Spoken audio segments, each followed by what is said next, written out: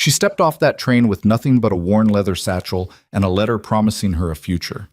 What she got instead was the most public humiliation a woman could endure in 1878 Colorado, abandoned before she'd even unpacked her trunk.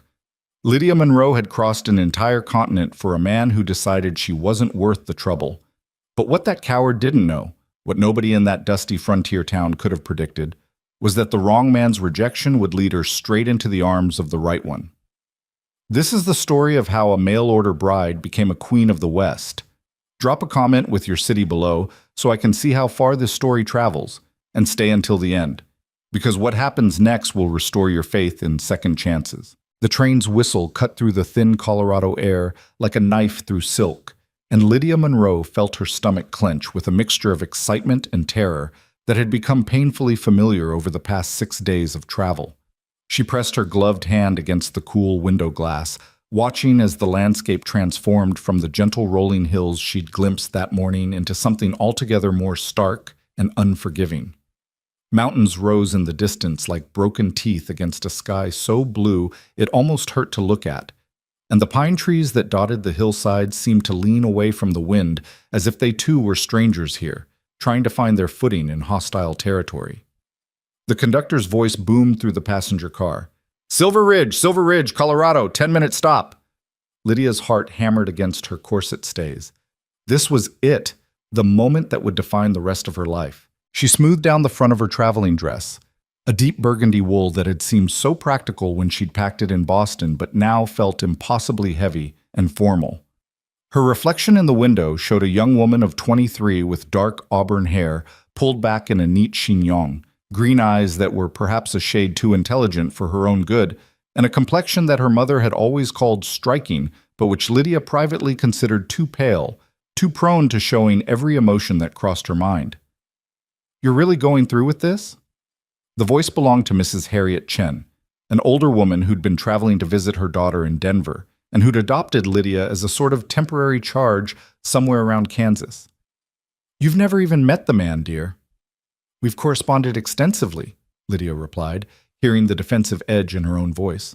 She'd had this conversation, or variations of it, approximately 24 times since leaving Massachusetts.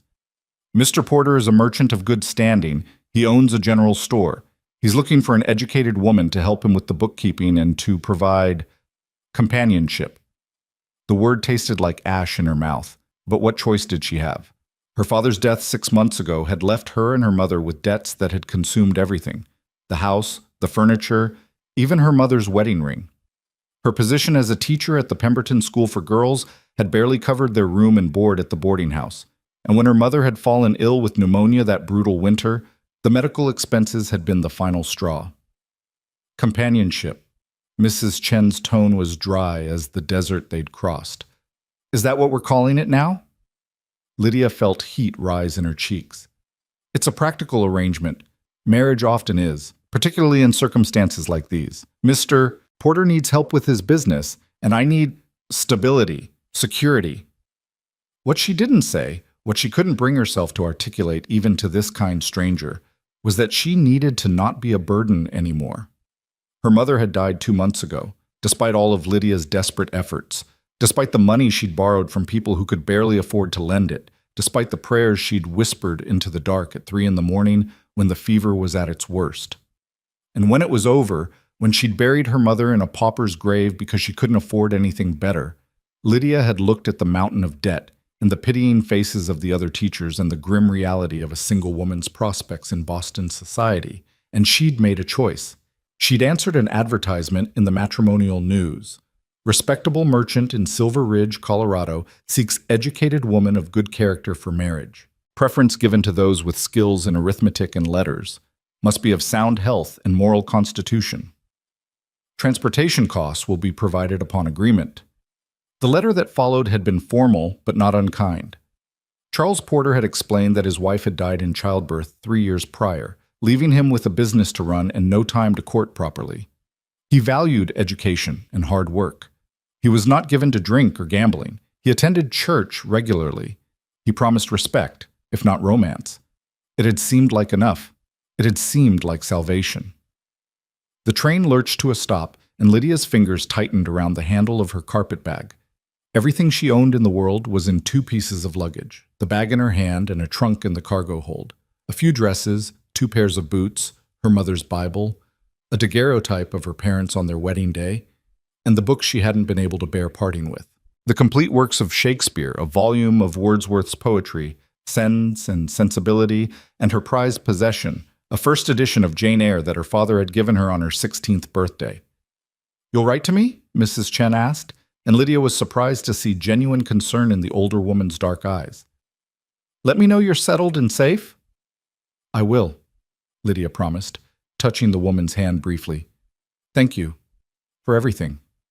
She'd meant it to sound confident, assured, but her voice wavered on the last word, and she saw Mrs. Chen's expression shift into something that looked dangerously like pity. The platform at Silver Ridge was barely more than a wooden deck with a small shelter at one end.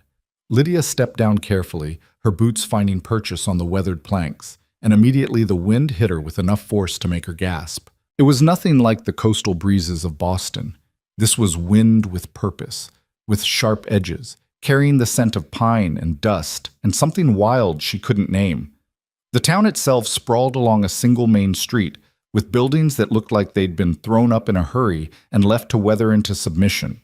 A saloon, a hotel that had clearly seen better days, a livery stable, a church with a steeple that leaned slightly to the left, and there, exactly where Charles Porter had said it would be, a general store with a painted sign reading Porter's Dry Goods and Provisions. Lydia's heart rate slowed slightly. It was real. He was real. This was actually happening. She collected her trunk from the cargo car.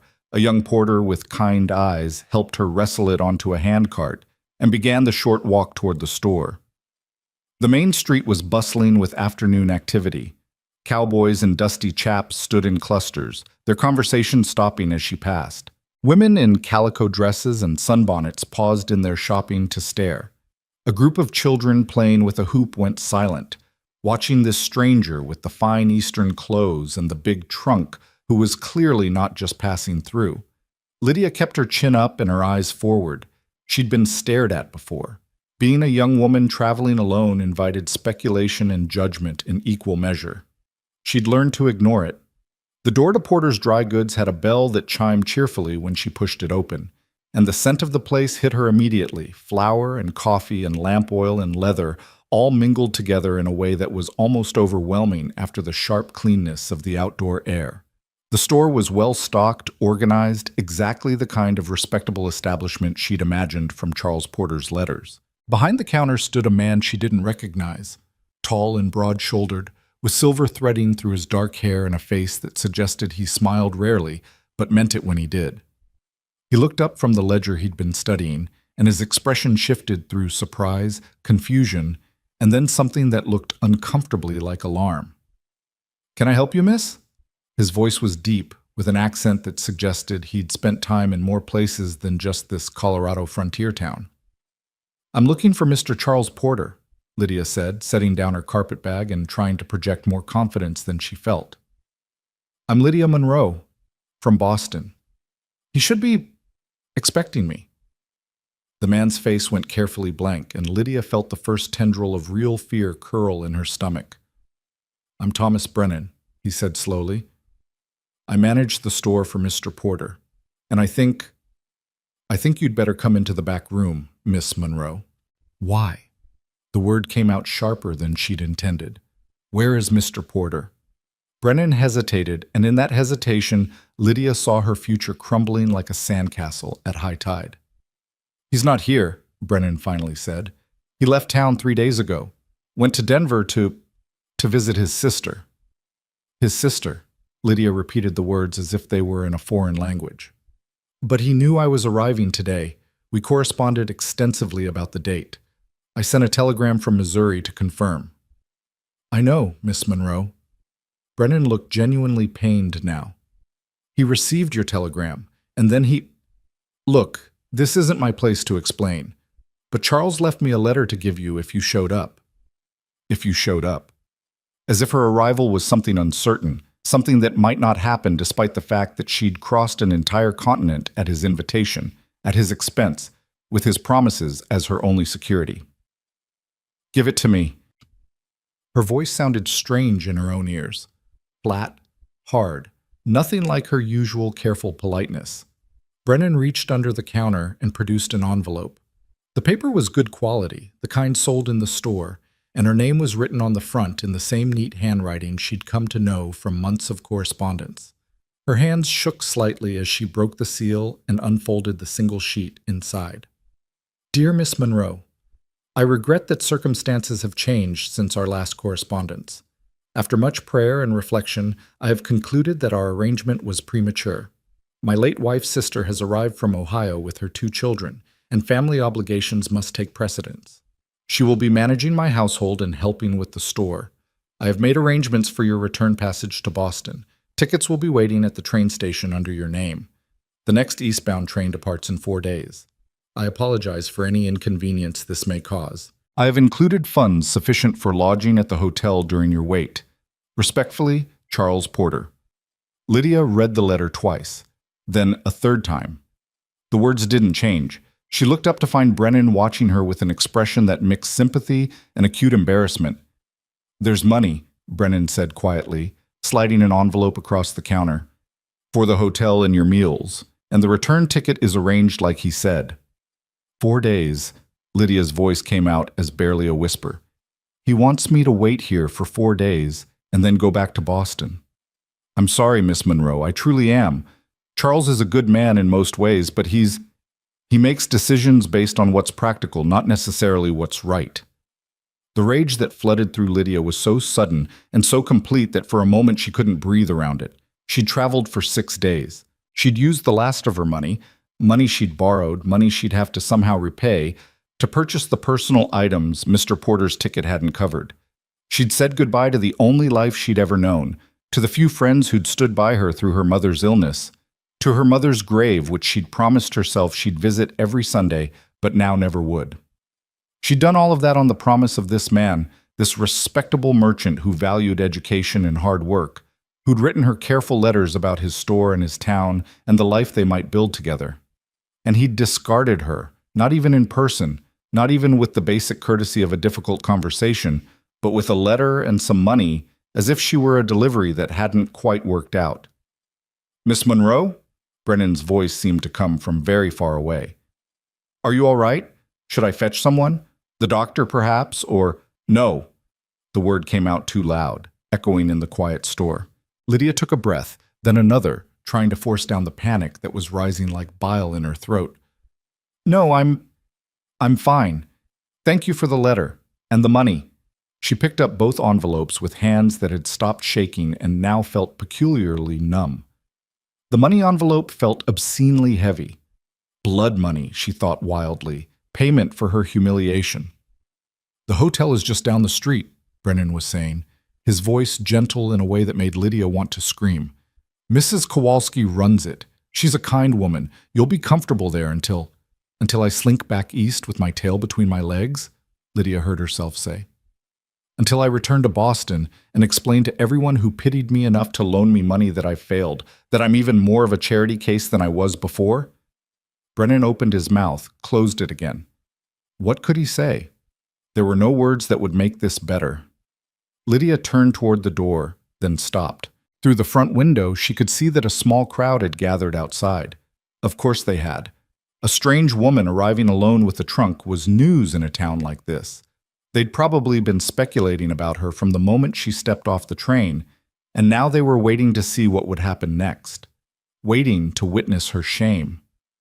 She couldn't face them. Not yet. Not with this letter burning in her hand and this sick feeling churning in her stomach and tears threatening at the corners of her eyes that she absolutely could not shed in front of strangers. "Is there a back door?" she asked. "Miss Monroe, you don't need to— Is there a back door?" She repeated the question with enough force that Brennan actually flinched. "Yes, through the stockroom." He gestured toward a door behind the counter. "But please, let me help you with your trunk at least. Or I could get someone to— I can manage." She couldn't, actually. The trunk was heavy, and the handcart the porter had lent her was still outside the front entrance. But pride, stupid, pointless pride, made her heft her carpet bag and leave the trunk where it sat. She could come back for it later, after dark perhaps, when fewer people would be watching. The stockroom was exactly what she'd expected: shelves of dry goods, sacks of flour and sugar, crates waiting to be unpacked. The back door opened onto an alley that smelled of old garbage and horse manure, and Lydia stepped out into it like she was escaping a burning building. The sun was lower now, painting the mountains gold and purple, and the wind had picked up to a steady howl. Lydia pressed her back against the rough wooden wall of the building and finally let herself feel the full weight of what had just happened. She was stranded. That was the simple truth of it. She had enough money for 4 days at a hotel and a ticket back to a place where she had nothing and no one. She had no family, no home, no prospects. She'd burned every bridge in Boston when she'd made the choice to come west, and even if she went back, what then? Another teaching position if she was lucky, though her abrupt departure would make finding one difficult. More debt, more pitying looks, the slow, grinding poverty of a single woman trying to survive in a world that had no real place for her. Or she could stay here, in this town where everyone now knew she'd been rejected before she'd even had a chance to unpack. Where Charles Porter's late wife's sister was probably already settling into the role that should have been Lydia's, already becoming part of the community, while Lydia remained the outsider who wasn't wanted. Neither option was acceptable. Neither option was survivable. Lydia closed her eyes and tried to remember the last time she'd prayed, really prayed, not just the automatic words she'd whispered over her mother's grave. It had been in church the Sunday before she'd left Boston. She'd sat in the back pew, alone, and asked God for courage, for strength, for the ability to build something new from the ruins of everything she'd lost. Some answer, she muttered to the empty alley. Some divine providence. Talking to yourself is the first sign of trouble, you know. Lydia's eyes flew open. The voice was male, rich, and deep, with a hint of amusement that should have been offensive under the circumstances, but somehow wasn't. She turned to find a man standing at the entrance to the alley, a tall man, broad-shouldered and long-limbed, with dark hair that needed cutting and eyes that were an unusual shade of gray-blue, like storm clouds over water. He was dressed like a rancher, worn denim pants, a work shirt that had seen better days, boots that were scuffed but well-maintained. He had a weathered face that suggested he spent most of his time outdoors, with lines around his eyes that could have been from squinting into the sun or from laughter. It was hard to tell which. He was perhaps in his mid-30s, though the frontier had a way of aging people that made it difficult to judge, and he was looking at her with an expression of such frank curiosity that Lydia felt herself bristle defensively. "Can I help you?" she asked, hearing the frost in her own voice. "That's what I came to ask you, actually." He took a few steps closer, and Lydia noticed he moved with the easy confidence of a man comfortable in his own skin. "I'm Rowan Blackwell. I own the Broken Creek Ranch about 6 miles west of town, and I couldn't help but notice that you seem to be in some distress." "I'm fine." "You're standing in an alley behind Porter's store, clutching a carpet bag like your life depends on it, and you look about 2 seconds away from either punching something or bursting into tears." His tone was matter-of-fact, not unkind. "That doesn't strike me as fine." Lydia drew herself up to her full height, which was a respectable 5 feet 6 inches, though it felt insignificant next to this man's considerable frame. "My circumstances are my own business, Mr. Blackwell. I don't recall asking for your input." "No, you didn't," he agreed easily, "but I'm giving it anyway, because I was in the store about 20 minutes ago buying supplies, and I heard what Thomas Brennan said to you, and then I saw you come back here looking like the world had ended, and I figured someone should check on you." Heat flooded Lydia's face. "You were listening?" "The store isn't that big, Miss Monroe," and Brennan wasn't exactly whispering. Rowan's expression sobered. "Look, I know what Charles did, or rather, what he didn't do, and it's cowardly and dishonorable, and you have every right to be angry. I don't need your pity. I'm not offering pity, I'm offering perspective." He leaned against the opposite wall of the alley, settling in as if he had all the time in the world. "Charles Porter is a weak man who makes decisions based on fear and convenience. His wife was a strong woman, too strong for him if you ask me. And when she died, he fell apart. Been falling apart ever since. His late wife's sister is a bossy, managing type who probably railroaded him into changing his mind about you, and he took the path of least resistance like he always does. That doesn't make it acceptable. No, Rowan agreed, it doesn't, but it does make it predictable. And it means you dodged a bullet, Miss Monroe. Life with Charles Porter would have been miserable. You would have done all the work while he took all the credit, and his sister-in-law would have made your life hell because she would have seen you as competition. Lydia wanted to argue, but something in his words rang true. She thought about Charles Porter's letters, careful, formal, always focused on what he needed rather than what he might offer. She thought about the way he'd described his late wife in vague, dutiful terms, but had never once mentioned missing her. She thought about how easily he'd summoned her across a continent and then dismissed her with a letter. That may be true, she said quietly, but it doesn't change my current situation. I have nowhere to go and very limited means. I'll have to return to Boston and try to rebuild a life that was barely sustainable before I left. Or, Rowan said, and there was something in his tone that made Lydia look up sharply, you could stay. Stay? Here? In Silver Ridge? She couldn't keep the bitterness out of her laugh. As what? The woman who was too unacceptable even for Charles Porter? The failed mail-order bride who became the town's object of pity and gossip. As my housekeeper. The words dropped into the space between them like stones into still water. Lydia stared at him, certain she'd misheard. I beg your pardon? Rowan pushed away from the wall, and she noticed for the first time that he had a slight limp, favoring his left leg just a bit. An old injury, maybe, or just the result of years of hard work. I need a housekeeper, he said simply. My ranch is profitable, but I've been living like a bachelor for too long. The house is a disaster. The cooking is barely edible, and I spend more time doing laundry than I do running cattle. I need help, real help. Someone educated who can keep books, manage supplies, run a household properly. You're offering me a job. Lydia spoke slowly, testing the words. Based on a 5-minute conversation in an alley where you watched me have what was essentially a breakdown. I'm offering you an option, Rowan corrected. 3 months trial employment, room and board plus fair wages, say $25 a month. You'd have your own room, your own space. You'd manage the household, keep the books, help with correspondence. At the end of 3 months, if it's working for both of us, we renegotiate. If it's not, you'll have money saved and time to figure out your next move, and you won't have to crawl back east with nothing. It was too good, too convenient, too much like the kind of offer that came with expectations that weren't being stated out loud. And what exactly would you expect in return, Mr. Blackwell? Lydia kept her voice level, but she let steel creep into it. Beyond the housekeeping, I mean. To her surprise, Rowan laughed, a genuine, full-throated sound that transformed his serious face into something surprisingly boyish. I expect you to keep my house clean, my accounts in order, and my meals edible, he said. That's it? I'm not Charles Porter, Miss Monroe. I'm not looking for a wife or anything else. I'm looking for someone competent to help me run my ranch more efficiently. The fact that Charles was too stupid to see your value doesn't mean I am. Lydia studied him carefully, looking for the lie, the hidden agenda. The trap she'd learned the hard way always seemed to be waiting. But Rowan Blackwell's storm-gray eyes were steady and direct, and there was something in his bearing, a kind of straightforward honesty, that made her want to believe him. Why? She finally asked. Why would you help a complete stranger?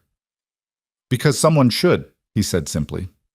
Because what Charles did was wrong, and nobody else in this town has the spine to say so. Because I've been where you are, desperate and alone and trying to figure out how to survive when the world keeps kicking you down. And because, he paused, seeming to choose his words carefully, because I think you're exactly the kind of person who'll turn this situation into an opportunity instead of a disaster, and I'd rather have that energy working for me than wasted on Charles Porter's guilty conscience. A gust of wind swirled through the alley, carrying dust and the distant sound of piano music from the saloon. Lydia pulled her shawl tighter around her shoulders and made a decision that felt simultaneously reckless and inevitable. 3 months, she said. A fair trial for both of us. But I want it in writing, Mr. Blackwell. A proper contract specifying my duties and my compensation, and my own locked room. Done. He held out his hand, and after a moment's hesitation, Lydia shook it. His grip was firm, calloused, the hand of a man who worked hard for his living. "Welcome to Broken Creek Ranch, Miss Monroe. I promise you won't regret this." As Lydia retrieved her trunk, Rowan carried it easily despite his limp, loading it into a wagon hitched to two sturdy horses. She caught sight of faces watching from windows along the main street. Let them watch, she thought with a fierce surge of defiance. Let them gossip and speculate and wonder. She'd been discarded and dismissed, yes, but she'd also been offered something she'd never expected, a choice. And this time, she was choosing for herself. The ride to Broken Creek Ranch took them through landscape that grew progressively wilder with each mile they put between themselves and Silver Ridge. Lydia sat beside Rowan on the wagon bench, her trunk secured in the back, and tried to process the cascade of decisions that had led her to this moment. 24 hours ago, she'd been on a train heading toward what she'd believed would be her future. Now she was traveling into the mountains with a man she'd met less than an hour ago, gambling everything on a handshake and a promise that might prove just as empty as Charles Porter's letters. The silence between them wasn't uncomfortable exactly, but it was weighted with things unsaid. Rowan handled the horses with easy competence, his attention mostly on the road ahead, which had narrowed to little more than a track carved through pine forest. Occasionally he'd point out a landmark, a distinctive rock formation, a creek crossing, the place where he'd once seen a bear with two cubs, and Lydia would nod and file the information away, building a mental map of this strange new territory. "You'll want to remember these markers," Rowan said, as they passed a lightning-struck tree that stood white and skeletal against the darkening sky. "It's easy to get lost out here if you're not paying attention. The mountains all start to look the same after a while." "Do you expect I'll be traveling this road often?" Lydia asked, surprised by the question. "You'll need supplies from town regularly, and you're free to come and go as you please." He glanced at her briefly, those storm-colored eyes unreadable in the fading light. "I meant what I said, Miss Monroe. You're an employee, not a prisoner. If you want to ride into Silver Ridge for church on Sundays, or to post letters, or just to remind yourself that civilization exists, you're welcome to take one of the horses." "I don't know how to ride." The admission came out more defensive than she'd intended, and Lydia felt heat rise in her cheeks. Another skill she didn't possess. Another way she was unprepared for this life she'd stumbled into. But Rowan just nodded thoughtfully. "Then you'll learn. One of my men can teach you. Cal's good with nervous horses and nervous people. He'll have you riding in a week or two."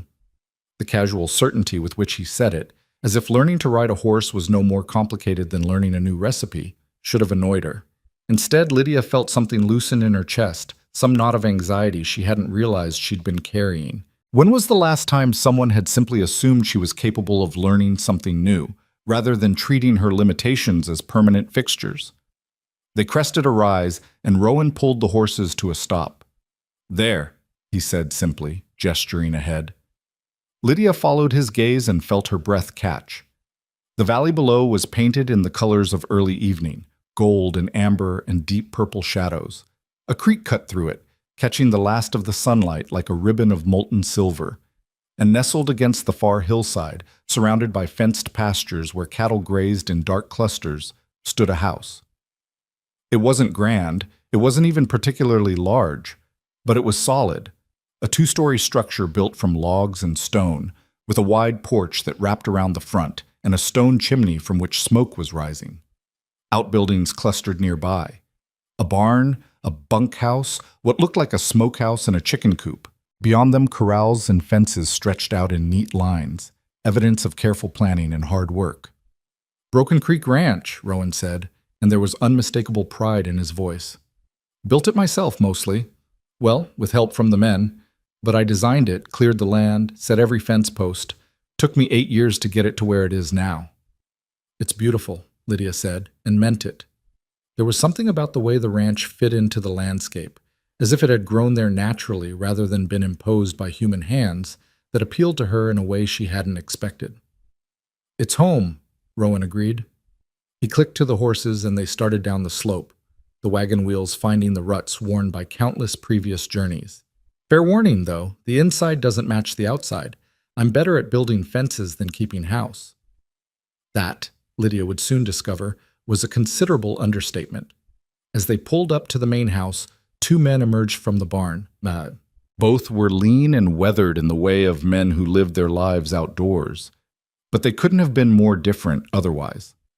The first was perhaps 60, with silver hair and a face mapped with wrinkles, wearing clothes that had been patched so many times they were more patch than original fabric.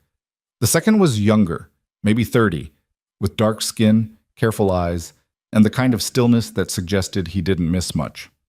"Evening, boss," the older man said, then stopped short when he caught sight of Lydia. "Well now, wasn't expecting company." "Miss Lydia Monroe, meet Marcus Webb and Calvin Porter," Rowan said, climbing down from the wagon and then turning to offer Lydia his hand. "They keep this place running when I'm too stubborn to ask for help. Gentlemen, Miss Monroe is our new housekeeper. She'll be taking over management of the household starting tomorrow." The two men exchanged a look that Lydia couldn't quite read, but Marcus recovered first, sweeping off his hat with exaggerated courtesy. "Ma'am, welcome to Broken Creek. Can't say the house is in any fit state for a lady, but I reckon that's why you're here." Calvin's greeting was quieter, a simple nod of acknowledgement, but his eyes were sharp as he took in Lydia's traveling dress, her carpet bag, the trunk in the back of the wagon. She had the distinct impression she was being assessed, measured against some private standard, and she lifted her chin slightly, meeting his gaze directly. Whatever test this was, she wouldn't fail it by looking away. "Miss Monroe's had a long journey," Rowan was saying. "Cal, can you help me get her trunk inside? Marcus, is there anything edible for supper, or should I ride back to town and beg Mrs. Kowalski for mercy?" "There's stew," Marcus said, sounding defensive. "Made it myself this morning. It's got meat and potatoes and other things." "Other things," Rowan repeated dryly. "That's what worries me. Miss Monroe, I apologize in advance for whatever we're about to subject you to." But as Lydia followed Rowan up the porch steps and through the front door, food was the last thing on her mind. She stopped just inside the threshold and stared, trying to process what she was seeing. The main room was large and well-proportioned, with a massive stone fireplace at one end and windows that must have provided beautiful views of the valley during daylight hours. The bones of it were good. Solid wood floors, exposed beam ceiling, built-in shelves that spoke to thoughtful craftsmanship. But the reality of how the space was currently being used made Lydia's hands itch for a broom, a mop, and possibly a shovel. Dishes were stacked on every available surface, some of them sporting what looked like several days' worth of accumulated grime. Clothes were draped over chairs and hung from pegs on the walls in no particular order. Books and newspapers and what appeared to be ranch ledgers were scattered across a large wooden table, along with tack that was in various states of repair, a half-empty whiskey bottle, and a coffee pot that looked like it had never been properly cleaned. The floor hadn't been swept in what must have been weeks, and there was a suspicious stain near the fireplace that Lydia chose not to examine too closely. "I did warn you," Rowan said from behind her, and she could hear embarrassment threading through his voice. "We're not exactly civilized out here." "You're not exactly anything out here," Lydia said faintly. How do you live like this?" "Badly," he admitted. "We work hard, we come home exhausted, and we eat and sleep, and don't much think about the state of things until it gets bad enough that we can't find clean clothes or the mice start getting bold. It's not ideal." Lydia turned to look at him, and something in her expression must have been fierce because Rowan actually took a step back, hands raised in mock surrender. "I promise you, it's not usually quite this bad," he said. "We've been short-handed the past 2 weeks while we dealt with a fence break-up in the north pasture, and things got away from us. But that's exactly why I need help, real help. Not just someone to cook and clean, but someone to manage things properly so they don't get to this state in the first place." Despite everything, the exhaustion of travel, the emotional whiplash of the day, the surreal nature of finding herself in this bachelor chaos, Lydia felt a smile tugging at her lips. Because this, at least, was a problem she understood. This was a challenge she knew how to meet. "Where's the kitchen?" she asked. Rowan blinked. "You want to see the kitchen? Now? It's even worse than this room." "I sincerely doubt that's possible, but yes. I need to assess the full scope of the disaster before I can plan my strategy." The kitchen was, in fact, worse, but it was also well equipped, with a good cast iron stove, ample counter space, and shelves that, once cleared of their current chaotic contents, would provide excellent storage. Lydia walked through it slowly, opening cupboards, examining supplies, making mental notes about what was present and what was desperately needed. "The water pump is just outside the back door," Rowan said, watching her with an expression that mixed hope and trepidation. "Well's good and deep, never runs dry even in August, and there's a root cellar under the kitchen, access through that trapdoor there, that stays cool year-round." Lydia nodded, still cataloging. Flour, sugar, salt, coffee, dried beans, canned goods in surprising abundance. The basics were all there. It was just that they were buried under layers of disorganization and grime. "I'll need cleaning supplies," she said. "Lye soap, brushes, vinegar, fresh rags. And we'll need to do something about that stove. When was the last time it was properly blacked?" "I genuinely don't remember," Rowan admitted. "Of course you don't." Lydia turned to face him, squaring her shoulders. "Mr. Blackwell, I'll be honest with you. This house is in worse condition than I expected. It's going to take more than a few days to set it right. It's going to take weeks of hard work, and I'll need cooperation from everyone who lives here. I can't maintain order if you and your men are going to immediately undo everything I organize." "You'll have it," Rowan said immediately. "I'll talk to Marcus and Cal tonight. From tomorrow on, they keep their gear in the bunkhouse and their boots at the door, and I'll—" He paused, looking around his own kitchen as if seeing it for the first time. "I'll try to be less of a disaster." "See that you do." Lydia softened her tone slightly. "I appreciate the opportunity you're giving me, Mr. Blackwell. I won't waste it, but I also won't pretend that this is going to be easy or that I can work miracles overnight." "I don't expect miracles," Rowan said. "I just expect competence and honesty, which, based on the last hour, you seem to have in abundance." He showed her to her room then, a small chamber on the second floor with a window overlooking the valley, a narrow bed with a surprisingly good mattress, a washstand, and a wardrobe that smelled of cedar. It was clean, Lydia noticed with relief, and the linens on the bed looked freshly laundered, as if Rowan had at least made an effort to prepare this one space for her arrival. "There's a lock on the door," he said, pointing to the sturdy iron mechanism. "Key's in it. You can bolt it from the inside too if that makes you feel safer. The nearest bedroom is mine at the other end of the hall. Marcus and Cal sleep in the bunkhouse." "Thank you," Lydia said, and meant it. The lock, the distance, the careful attention to her privacy, all of it spoke to a respect for boundaries that she hadn't dared hope for. Rowan lingered in the doorway for a moment, seeming to search for words. "I know this isn't what you came west for," he finally said. "I know it's not the future you imagined, but I hope you'll give it a fair chance." "Give us a fair chance. We're rough around the edges, but we're honest, and I think you'll find that out here. Honest counts for more than polished." After he left, Lydia sat on the edge of the bed and let herself feel the full weight of the day settle over her like a physical thing. She'd been rejected, humiliated, and effectively abandoned in a strange town. She'd made a rash decision to accept employment from a man she barely knew. She'd committed herself to 3 months in a place so remote it made Silver Ridge look cosmopolitan by comparison. But as she looked around the simple room with its cedar wardrobe and its window framing a slice of star-studded sky, she felt something she hadn't felt in months. Possibility. The sense that maybe, just maybe, this disaster might turn into something resembling a future. Dinner was indeed Marcus's stew, which turned out to be better than Rowan's warnings had suggested, even if the other things remained mysterious.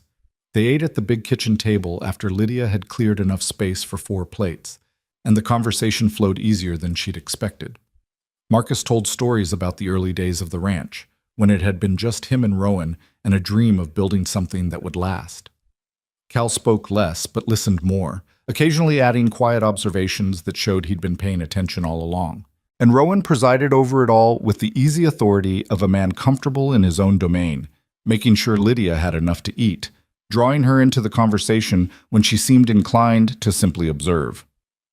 "So what brought you west, Miss Monroe?" Marcus asked, sopping up stew with a piece of bread. "If you don't mind my asking, not many Eastern ladies make the trip alone." Lydia considered how much to share, how much of her story these strangers needed to know.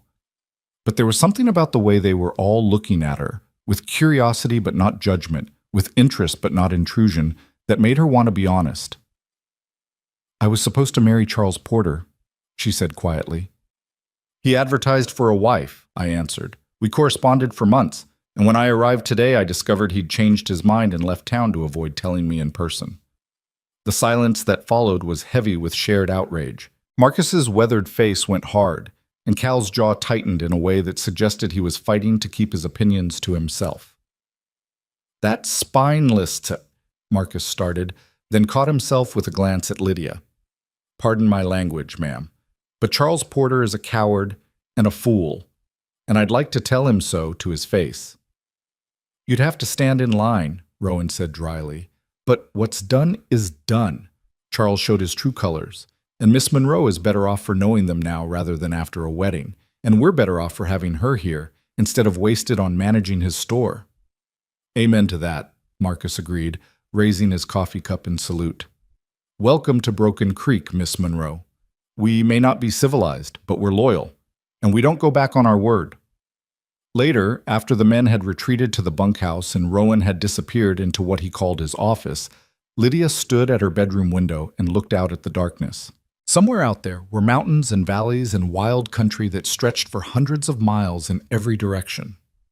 Somewhere out there was a life she might build from the ruins of the one she'd left behind. She thought about her mother, buried in that pauper's grave in Boston. She thought about the promises she'd made and the dreams she'd abandoned and the desperate hope that had brought her across a continent to a man who'd decided she wasn't worth the trouble. "I'm still here," she whispered to the night, to the ghost of her mother, to whatever version of herself she'd been when she'd stepped off that train. "He didn't want me, but I'm still here, and I'm going to make this work." The mountain wind whistled around the eaves in response, wild and fierce, and absolutely indifferent to her small human determination. But Lydia had learned something important today. Sometimes the wrong door closing was just the universe's way of pointing you toward the right one. She just had to be brave enough to walk through it. The next morning arrived with the kind of golden light that made everything seem possible, and Lydia woke to the sound of roosters crowing and men's voices drifting up from somewhere below. She dressed quickly in her oldest work dress, a practical gray cotton that had seen her through countless days of teaching, and braided her hair in a crown around her head to keep it out of the way. When she looked at herself in the small mirror above the washstand, she barely recognized the woman looking back. Not the polished teacher from Boston, not the hopeful mail-order bride from yesterday. Someone new. Someone yet to be defined. The kitchen was empty when she descended, but there was fresh coffee in the pot and evidence that the men had made some attempt at breakfast before heading out to their work. Lydia poured herself a cup, standing at the window and watching the ranch come to life in the early light. Cattle were moving in the distant pastures. Rowan was at one of the corrals, working with a young horse that kept shying away from his approach. Cal was mending fence near the barn, his movements methodical and efficient. It was a working ranch, she realized. Not just a place where men lived, but a business, an enterprise, something that required constant attention and care. And she was now part of it, whether she was ready or not. She started with the kitchen because that's where she was, and because tackling the entire house at once would be overwhelming. She heated water on the stove, found rags and soap, and began the systematic process of cleaning every surface, every dish, every pot and pan. She organized as she went, creating sensible systems where chaos had reigned. Pots with pots, plates with plates, dry goods grouped by type and stored in airtight containers to keep the mice out. She was elbow-deep in scrubbing the stove when Rowan appeared in the doorway, hat in hand, watching her with an expression that mixed surprise and something that might have been admiration. "You're already working," he said. "Did you think I was joking about the state of this kitchen?" Lydia didn't look up from her task. "This stove alone is going to take me half the day to restore to proper condition. I could help. You could stay out of my way and let me establish a system before you disrupt it." She softened the words with a slight smile. "I'm sure you have ranch work that needs your attention, Mr. Blackwell. Leave the house to me." He hesitated, and Lydia understood why. This was his space, his domain, and she was effectively asking him to cede control of it, but after a moment Rowan nodded slowly. "Fair enough, but you'll call me if you need anything, and we break for lunch at noon. Nothing fancy, just whatever's easy." and dinner's around 6, usually. I'll manage, Lydia assured him. Go, work. I promise your kitchen will still be here when you return. He left with visible reluctance, and Lydia smiled to herself as she returned to her scrubbing. For a man who'd claimed to want help managing his household, Rowan Blackwell seemed surprisingly attached to his chaotic bachelor ways. This might take more adjustment than either of them had anticipated. But as the morning wore on and the kitchen slowly transformed under her determined efforts, Lydia felt something she hadn't felt in a very long time. Useful. Not just present, not just surviving, but actively, purposefully useful. Every clean surface was a small victory. Every organized cupboard was evidence that she belonged here, that she had value, that the disaster of yesterday hadn't defeated her. Marcus appeared around mid-morning, ostensibly to fetch more coffee, but really, Lydia suspected, to check on her progress. He stopped in the doorway and whistled low. Well, I'll be damned, he said. Pardon my French, ma'am, but I haven't seen this kitchen look this good since ever, actually. Boss built this house 8 years ago, and it's never been this clean.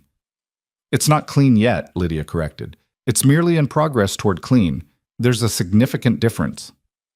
If you say so, ma'am. Marcus poured himself coffee from the pot she'd scoured until it gleamed.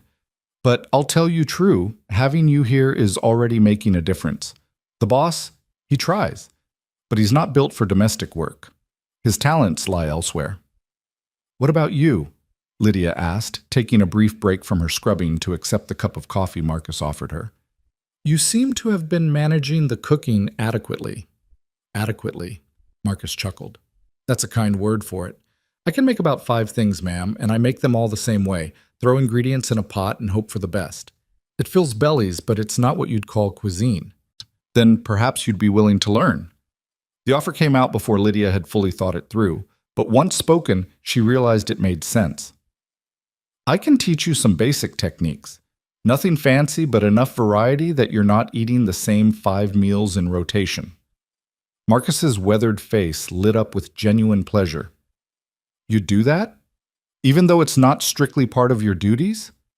Keeping people fed is absolutely part of my duties, Lydia said firmly. And it's easier to teach someone who's willing to learn than to do everything myself. They spent the next hour working side by side, Marcus washing dishes while Lydia organized, and the older man proved to be a surprisingly good source of information about the ranch, the men, and Rowan himself. Boss came out here with nothing but determination and a chip on his shoulder the size of Denver, Marcus said as he scrubbed a particularly stubborn pot. He'd been a soldier, fought in the war, came home to find his family's farm had been sold off for taxes, and his sweetheart had married someone else. So he headed west like a lot of broken men do, figuring he'd either make something of himself or die trying. That's quite a story, Lydia said quietly.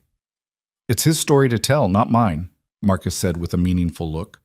But I figure you should know the basics, seeing as you'll be living under his roof. Rowan Blackwell is about the most honorable man I've ever met, ma'am.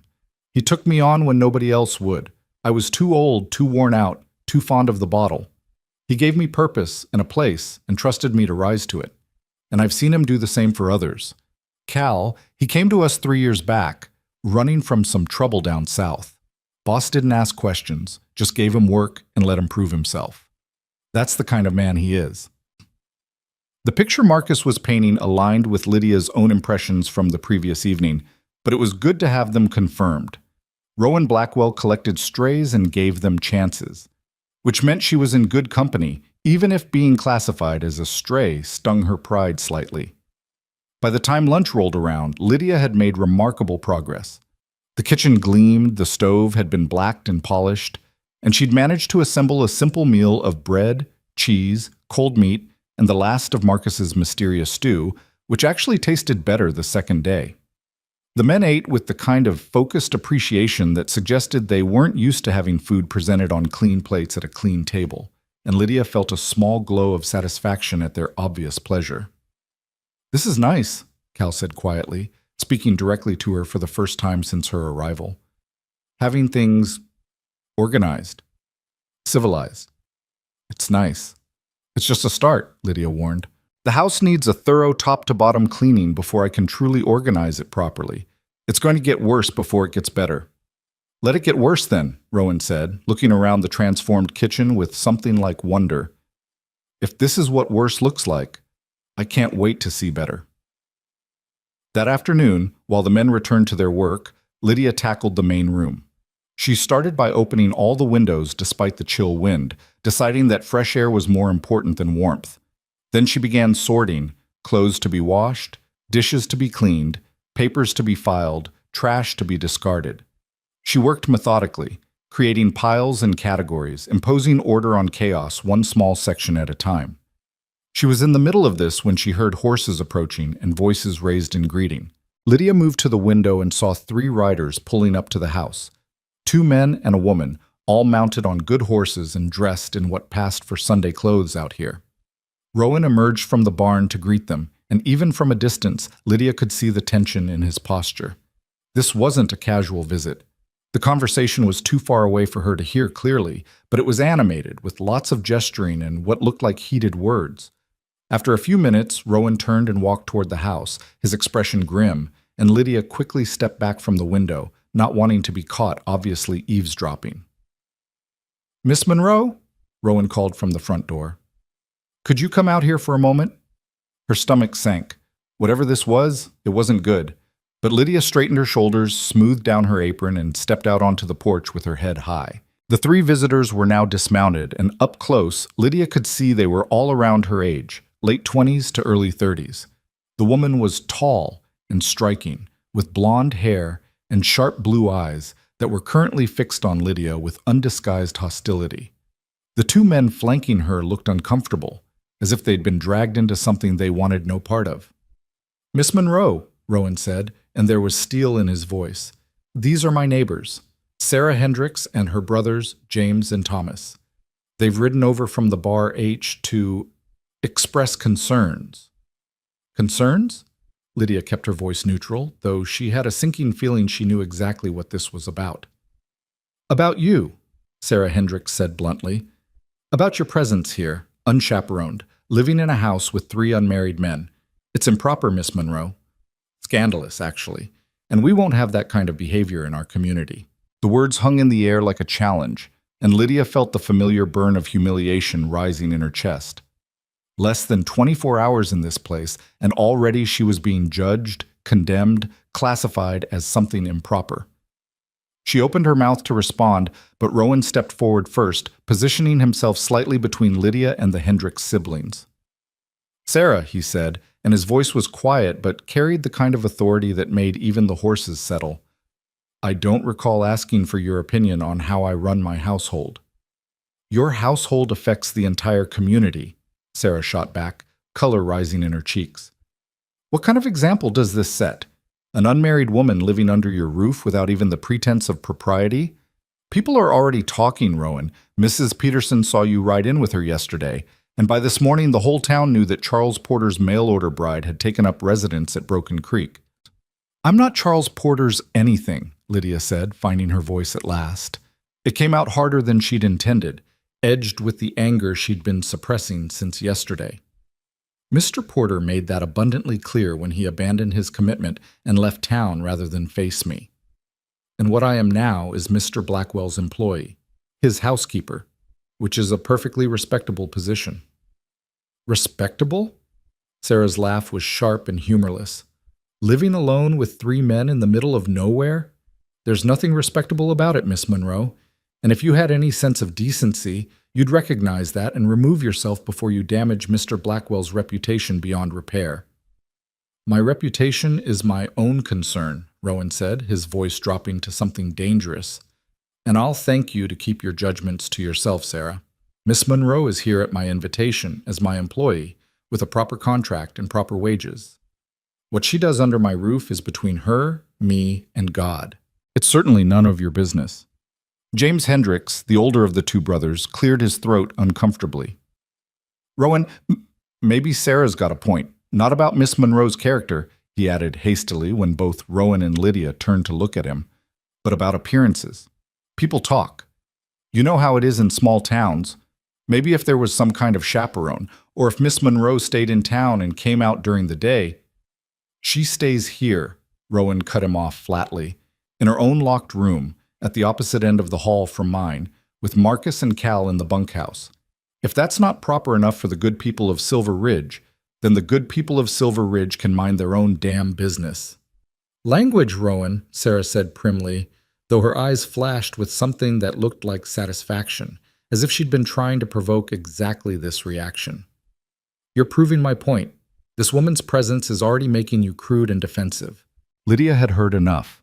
She'd spent too many years being talked about as if she weren't present, discussed and dismissed by people who thought they had the right to determine her fate. She stepped forward, moving around Rowan's protective stance to face Sarah Hendricks directly. Miss Hendricks, she said, keeping her voice level with effort, I understand your concern for propriety. Truly I do. But I wonder if that concern extends equally to the propriety of a man summoning a woman across an entire continent and then discarding her without even the courtesy of an explanation. Or does your sense of moral outrage only apply to women trying to survive after men have failed them? Sarah's face went rigid. That's hardly the same thing. Isn't it? Lydia felt months of suppressed fury bubbling up, all the fear and grief and desperation she'd been holding back since her mother's death. I came here in good faith. I had a contract, a promise, an agreement that was supposed to provide me with a future. And when that was taken away through no fault of my own, I was left with two choices: crawl back east in defeat or find another way forward. Mr. Blackwell offered me that way. He offered me honest work, fair wages, and most importantly, he offered me dignity. So forgive me if I'm not particularly moved by your concerns about appearances. Dignity? Sarah repeated, her voice dripping with scorn. Is that what you call it? Living in sin with a man you barely know?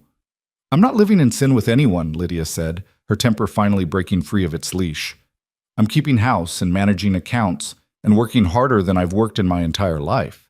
And if you have a problem with that, Miss Hendricks, perhaps you should examine why the idea of a woman supporting herself through honest labor is more offensive to you than a man breaking his word.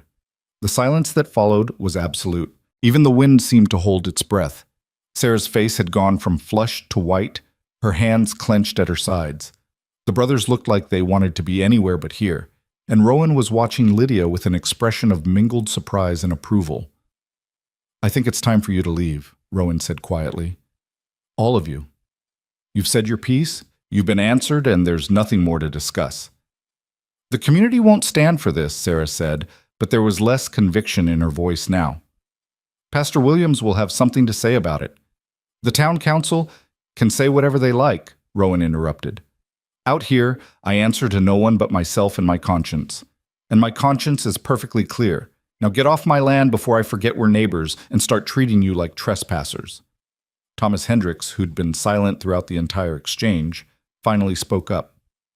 Come on, Sarah. We've done what we came to do. Let's go home. For a moment, Lydia thought Sarah might refuse. The other woman's jaw was set in a stubborn line, her eyes still fixed on Lydia with open hostility. But finally, she turned on her heel and stalked back to her horse, mounting with the kind of angry grace that suggested she'd been riding since childhood. This isn't over, Rowan, she called as she wheeled her horse around. People will talk, they'll judge, and eventually they'll force you to choose between your precious reputation and your housekeeper. She spat the last word like a curse, then kicked her horse into a gallop, leaving her brothers to follow in her wake with apologetic backward glances. Lydia and Rowan stood in silence as the sound of hoofbeats faded into the distance. The confrontation had left her shaking, adrenaline singing through her veins, and she realized her hands were clenched so tightly her nails were digging into her palms. I'm sorry, she said finally. I shouldn't have lost my temper. I've made things worse for you. Worse? Rowan turned to look at her, and to her surprise, he was smiling. Miss Monroe, that was the most magnificent thing I've seen in months. The look on Sarah's face when you called her out on her hypocrisy. I'll be replaying that moment in my head for years. She's going to make trouble for us. You heard her. Sarah Hendricks has been making trouble since she learned to talk, Rowan said dismissively. She's had her eye on Broken Creek for years, thinking she could charm or bully her way into becoming Mrs. Blackwell and mistress of the best ranch in the valley. This isn't about morality or propriety. It's about jealousy. Lydia absorbed this information, turning it over in her mind. She wants to marry you. She wants to own me, Rowan corrected. There's a difference. Sarah doesn't want a husband. She wants a possession. And I'd rather die alone than spend my life being managed by someone who thinks marriage is a business transaction with romantic window dressing. There was bitter experience in his voice, and Lydia remembered what Marcus had said about a sweetheart who'd married someone else. She wondered if that woman had been anything like Sarah Hendricks, all surface beauty and sharp edges underneath. Still, she said quietly, I've brought scandal to your door on my first full day here. That's hardly the competent household management you were hoping for. You've brought life to my door, Rowan said, and backbone, and the first genuine laughter I've had in weeks. As for scandal, let them talk. Words can't hurt me, and they won't hurt you either as long as you're under my protection. The phrase under my protection sent a strange warmth through Lydia's chest, something she didn't want to examine too closely. It had been so long since anyone had offered to protect her from anything. Since her father's death, she'd been the one doing the protecting, of her mother, of her dignity, of the small shreds of her future. To have someone else shoulder that burden, even temporarily, was both relief and danger.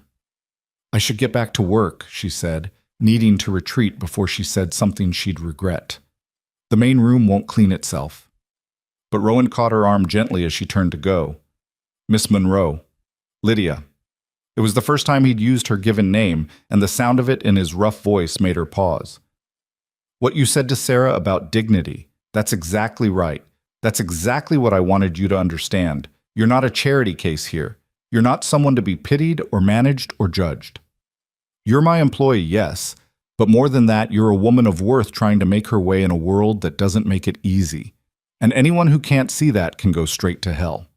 Lydia looked up at him, this man who'd appeared in an alley less than 24 hours ago and offered her a lifeline when she'd been drowning. His storm-colored eyes were serious, sincere, and she saw in them an understanding that went deeper than simple kindness. He knew what it was to be discarded, to be judged, to have to rebuild from ruins. That's why he'd recognized it in her. Thank you, she said softly, for everything. For yesterday, for today, for standing up to your neighbors on my behalf. I won't forget it. Good, Rowan said, releasing her arm with a small smile. Now go terrorize my main room. I expect it'll be as unrecognizable as the kitchen by the time you're done with it. She spent the rest of the afternoon in a fury of cleaning that was as much about burning off the adrenaline from the confrontation as it was about actual household management. She scrubbed and sorted and organized with single-minded determination, and when Marcus came in for coffee around 3 o'clock, he took one look at her face and wisely retreated without saying a word. By dinner time, the main room had been transformed. The floor gleamed, the windows sparkled, the books were organized on their shelves by topic, and every surface was clear of clutter. Lydia had even managed to clean and oil the leather tack that had been lying around, arranging it neatly on pegs she'd found in one of the outbuildings. The room now looked like what it was supposed to be, a comfortable common space where people could gather, not a warehouse for everything its inhabitants were too lazy to put away properly. When the men came in for dinner, they stopped short in the doorway, staring. Lord above, Marcus breathed. It's like a different house entirely. I can actually see the floor, Cal added, wonder in his voice. I'd forgotten we had floor that nice. Rowan said nothing, just walked slowly through the room, taking in every detail. When he reached the fireplace, which Lydia had scrubbed until the stone shone, he turned to look at her with an expression she couldn't quite read. You did all this in one afternoon? I had motivation, Lydia said dryly. Anger is an excellent catalyst for productivity. Remind me to make you angry more often, Rowan said, and there was genuine admiration in his voice. This is incredible, Miss Monroe. Truly. Dinner that night was simple but substantial. Lydia had found a ham in the smokehouse and roasted it with potatoes and carrots from the root cellar, along with bread she'd somehow found time to bake between cleaning sessions. The men ate like they were starving, and the conversation flowed more easily than it had the night before, as if the confrontation with the Hendricks had somehow broken down the last barriers of formality.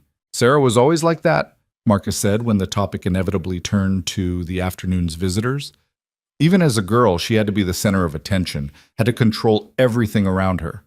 Her mama died young, and her pa spoiled her rotten trying to make up for it. The brothers are decent enough, but they're scared of her. Always have been. She seemed particularly interested in Mr. Blackwell's marital status, Lydia observed, watching Rowan's reaction. She's been chasing him for 5 years, Cal said quietly. Ever since her pa died and left her the Bar H. She thought combining the ranches would make sense, and she figured Rowan would eventually see it the same way. The only thing that would make sense about marrying Sarah Hendricks is if I'd lost my mind completely, Rowan muttered. I'd rather marry a cactus. At least a cactus is honest about being prickly. Lydia couldn't help it. She laughed, a real laugh that bubbled up from somewhere deep and genuine. It felt strange after all the tension of the past 2 days to find something genuinely funny. A cactus, she repeated. That's quite an image. You laugh at me, but I'm serious, Rowan said, though his eyes were warm. At least with a cactus, you know where you stand. Sarah would smile at you while planning your destruction. The rest of the evening passed in comfortable companionship, and when Lydia finally retreated to her room around 9 o'clock, exhausted from the physical labor and emotional upheaval of the day, she felt something settling inside her, a sense of rightness, of belonging, that she hadn't expected to find so quickly. But 3 days later, she discovered that Sarah Hendricks hadn't been making idle threats. Lydia had ridden into town with Marcus to purchase supplies, her first trip back to Silver Ridge since her disastrous arrival. She'd been nervous about facing the townspeople again, but Rowan had insisted she needed to establish herself as part of the community rather than hiding at the ranch like she had something to be ashamed of. He'd arranged for Marcus to accompany her both for propriety and protection, and the older man had proven to be excellent company on the 6-mile ride, filling the time with stories about the early days of Colorado Territory. The general store was busy when they arrived, full of women doing their weekly shopping. The conversations died the moment Lydia stepped through the door, and she felt the weight of dozens of eyes assessing her, judging her, finding her wanting. She lifted her chin and walked to the counter with her list, determined not to show weakness. Thomas Brennan was behind the counter again. Charles Porter still hadn't returned from Denver, which told Lydia everything she needed to know about his character, and he greeted her with genuine warmth. Miss Monroe, good to see you. How are you settling in at Broken Creek? Very well, thank you, Lydia said, handing him her list. Mr. Blackwell's household was in need of organization, but it's coming along nicely. The whispers started then, soft but audible. Lydia caught fragments. Living in sin. No shame. Poor Mr. Blackwell, taken in by a conniving woman. She kept her expression neutral, focused on Brennan as he gathered her supplies, but she could feel the hostility like a physical thing. An older woman approached then, someone Lydia didn't recognize. She had silver hair pulled back in a severe bun and the kind of face that suggested she'd never smiled in her life. You're the Monroe woman, she said without preamble. The one who's staying out at Blackwell's place. I am, Lydia confirmed, though I prefer to think of myself as his housekeeper rather than the Monroe woman. A housekeeper who lives under the same roof as her employer, unchaperoned. The woman's voice dripped with disapproval. In my day, we called that something other than housekeeping. Lydia felt Marcus stiffen beside her, but she laid a hand on his arm, stopping whatever he'd been about to say. This was her fight, and she needed to handle it herself. In your day, ma'am, she said calmly, women had fewer options for supporting themselves honorably. I'm fortunate to live in a time when a woman can work for fair wages without requiring a husband's permission or a chaperone's presence. I'm sorry if that offends your sensibilities, but I assure you, my conscience is perfectly clear. Your conscience should be troubled, another woman chimed in, this one younger, with a pinched face and calculating eyes. You're setting a terrible example for the young girls in this town, teaching them that morality doesn't matter as long as you have a roof over your head. I'm teaching them nothing, Lydia said, her temper beginning to fray. I'm simply living my life and doing my work. If you choose to make assumptions about my morality based on circumstances you don't understand, that says more about you than it does about me. We understand perfectly well, the older woman said. You came here as a mail-order bride, were rejected because of some failing in your character, and then latched onto the first man wealthy enough to keep you in comfort. You're an opportunist, and possibly worse. The accusation hung in the air like smoke, and Lydia felt something inside her crack. All the grief she'd been holding back, all the fear and shame and desperate pride that had kept her moving forward through her mother's death and the loss of everything she'd known, it all came rushing up at once, and she found herself speaking before she could think better of it. "You want to know about my character?" Her voice was shaking now, not with fear but with fury. "I'll tell you. I watched my mother die slowly, painfully, because we couldn't afford proper medical care. I borrowed money from people who could barely spare it, trying to save her. I worked myself to exhaustion teaching children whose parents looked down on me because I had to work for my living. And when she died, I buried her in a pauper's grave and came west because I had nothing left, and no one who cared whether I lived or died." The store had gone completely silent. Even the whispers had stopped. "Charles Porter offered me a future," Lydia continued, the words pouring out like a dam had broken. "A practical arrangement, yes, but an honest one. Or so I thought. And when he broke that promise, when he discarded me like I was worth nothing, Rowan Blackwell offered me something I hadn't had in months. A choice. The choice to work, to earn my own way, to rebuild my life on my own terms. So judge me if you want. Condemn me, whisper about me, speculate about my virtue. But I know who I am and what I've survived, and your opinions don't change that." She turned to Brennan, who was staring at her with wide eyes. "Are my supplies ready?" "Yes, ma'am," he said quietly, "all packed and ready to go." "Good. Add it to Mr. Blackwell's account, please. Marcus, would you help me load the wagon?"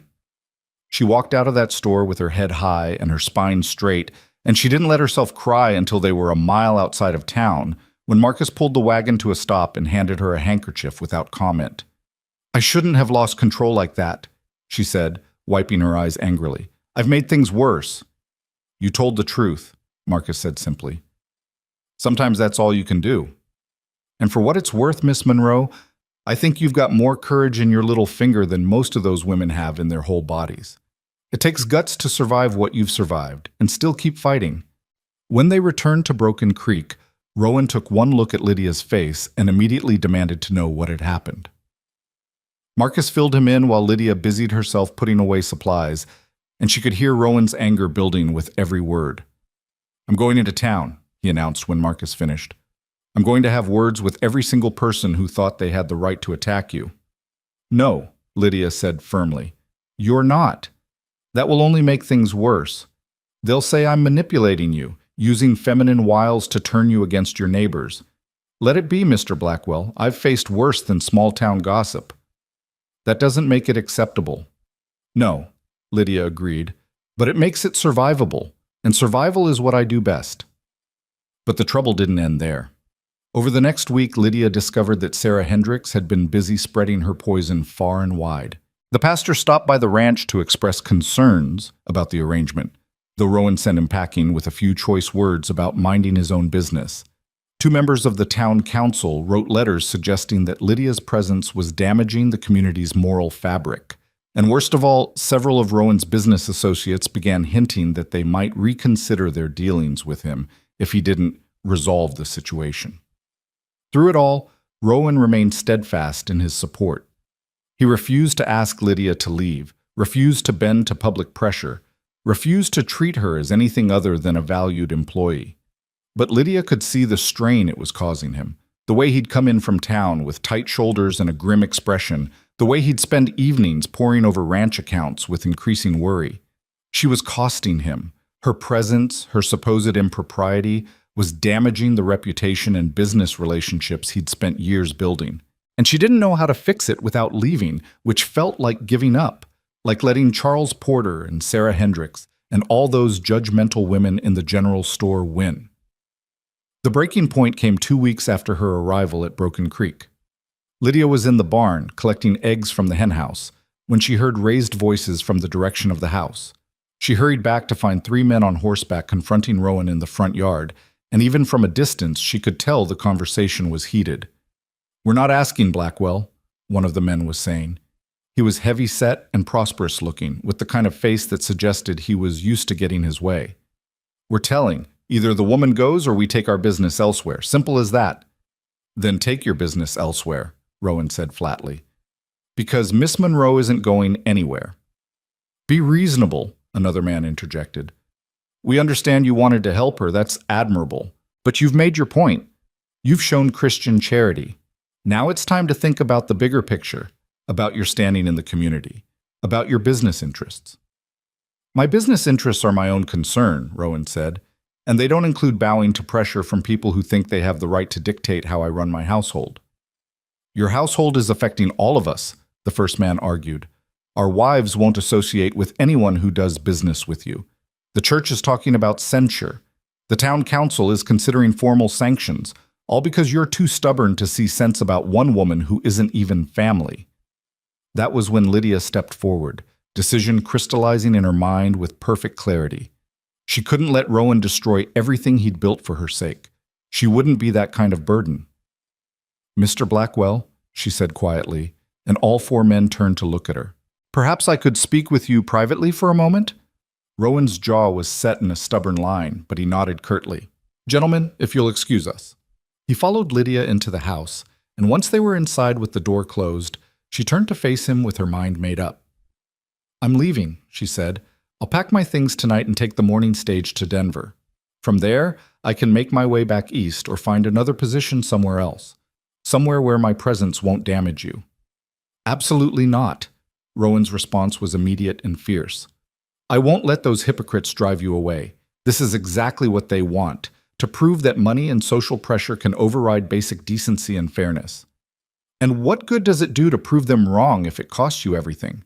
Lydia asked. You heard those men. You're losing business, losing standing in the community, possibly facing sanctions from the town council. All because of me.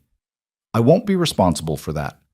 You're not responsible for their small-mindedness and prejudice, Rowan argued. You're the victim here, Lydia. You came here in good faith and got abandoned. You've worked harder than any person I've ever hired. You've transformed this house, managed my accounts better than I ever could, and brought order to chaos. And you're telling me I should throw all that away because some narrow-minded fools can't accept the idea of a woman earning an honest living? I'm telling you that I've seen what happens when principle crashes into reality, Lydia said, her voice breaking despite her best efforts to stay calm. I've watched good people lose everything because they wouldn't compromise. My father died still owing money because he wouldn't cheat his creditors even when everyone told him to. My mother worked herself to death trying to maintain standards that no one else cared about. I won't watch you do the same thing for me. Then you don't know me very well, Rowan said, and he stepped closer, close enough that she could see the flecks of darker blue in his gray eyes, close enough to feel the heat radiating from him. Because I don't compromise on things that matter. And you matter, Lydia. Not just as an employee, not just as someone I'm helping out of charity. You matter as a person, as someone who deserves better than what this world has given you. And I'll be damned if I let them take that away. The intensity in his voice, the way he was looking at her, it made Lydia's breath catch in her throat. This wasn't about principle anymore, she realized with sudden clarity.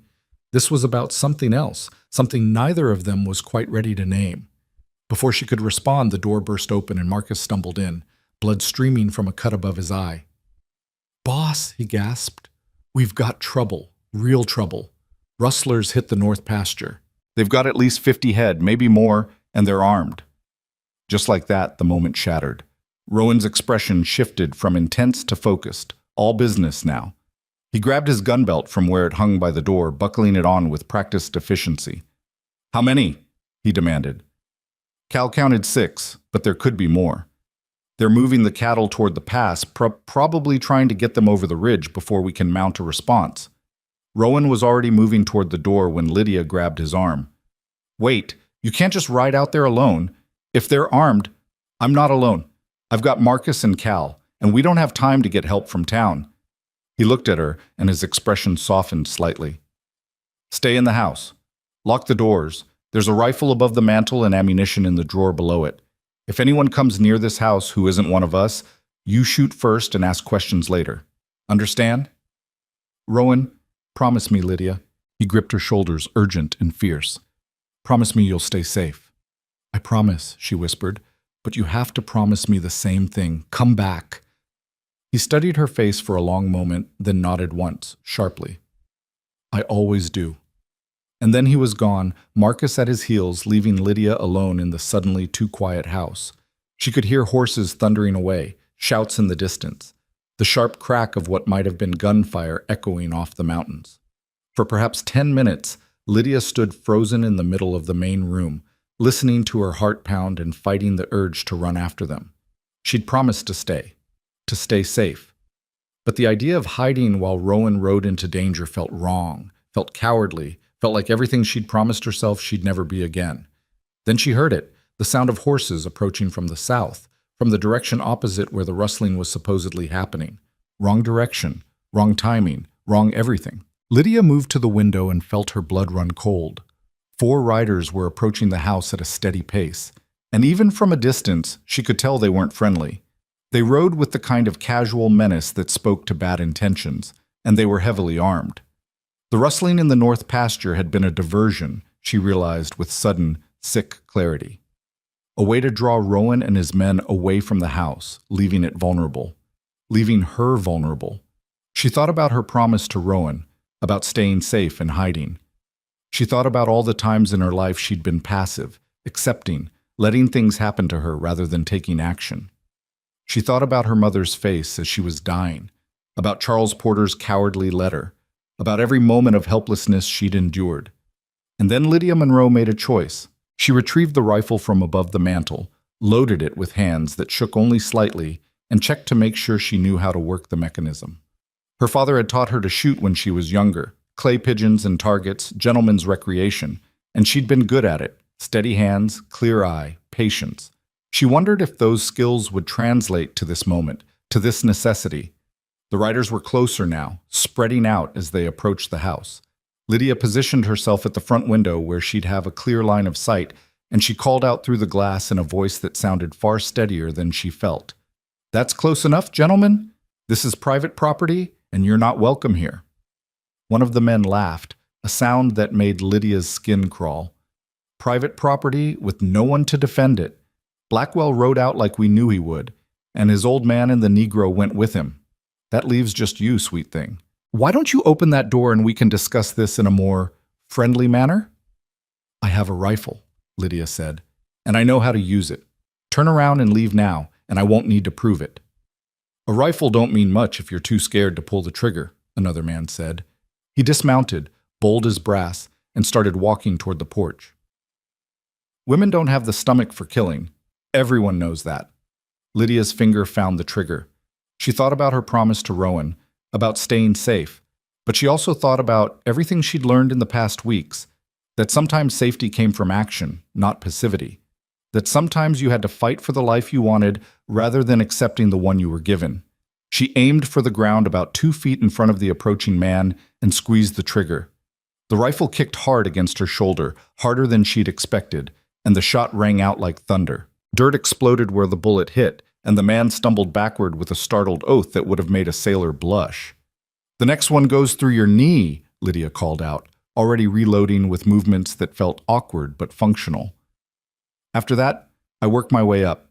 Test me if you'd like, but I promise you'll regret it." The 4 men looked at each other, clearly reassessing the situation. A woman alone was one thing. A woman alone with a rifle and the will to use it was something else entirely. "You can't guard that house forever," the apparent leader said. "Sooner or later you'll have to sleep, and when I do, Mr. Blackwell will be back with his men and possibly the sheriff," Lydia interrupted.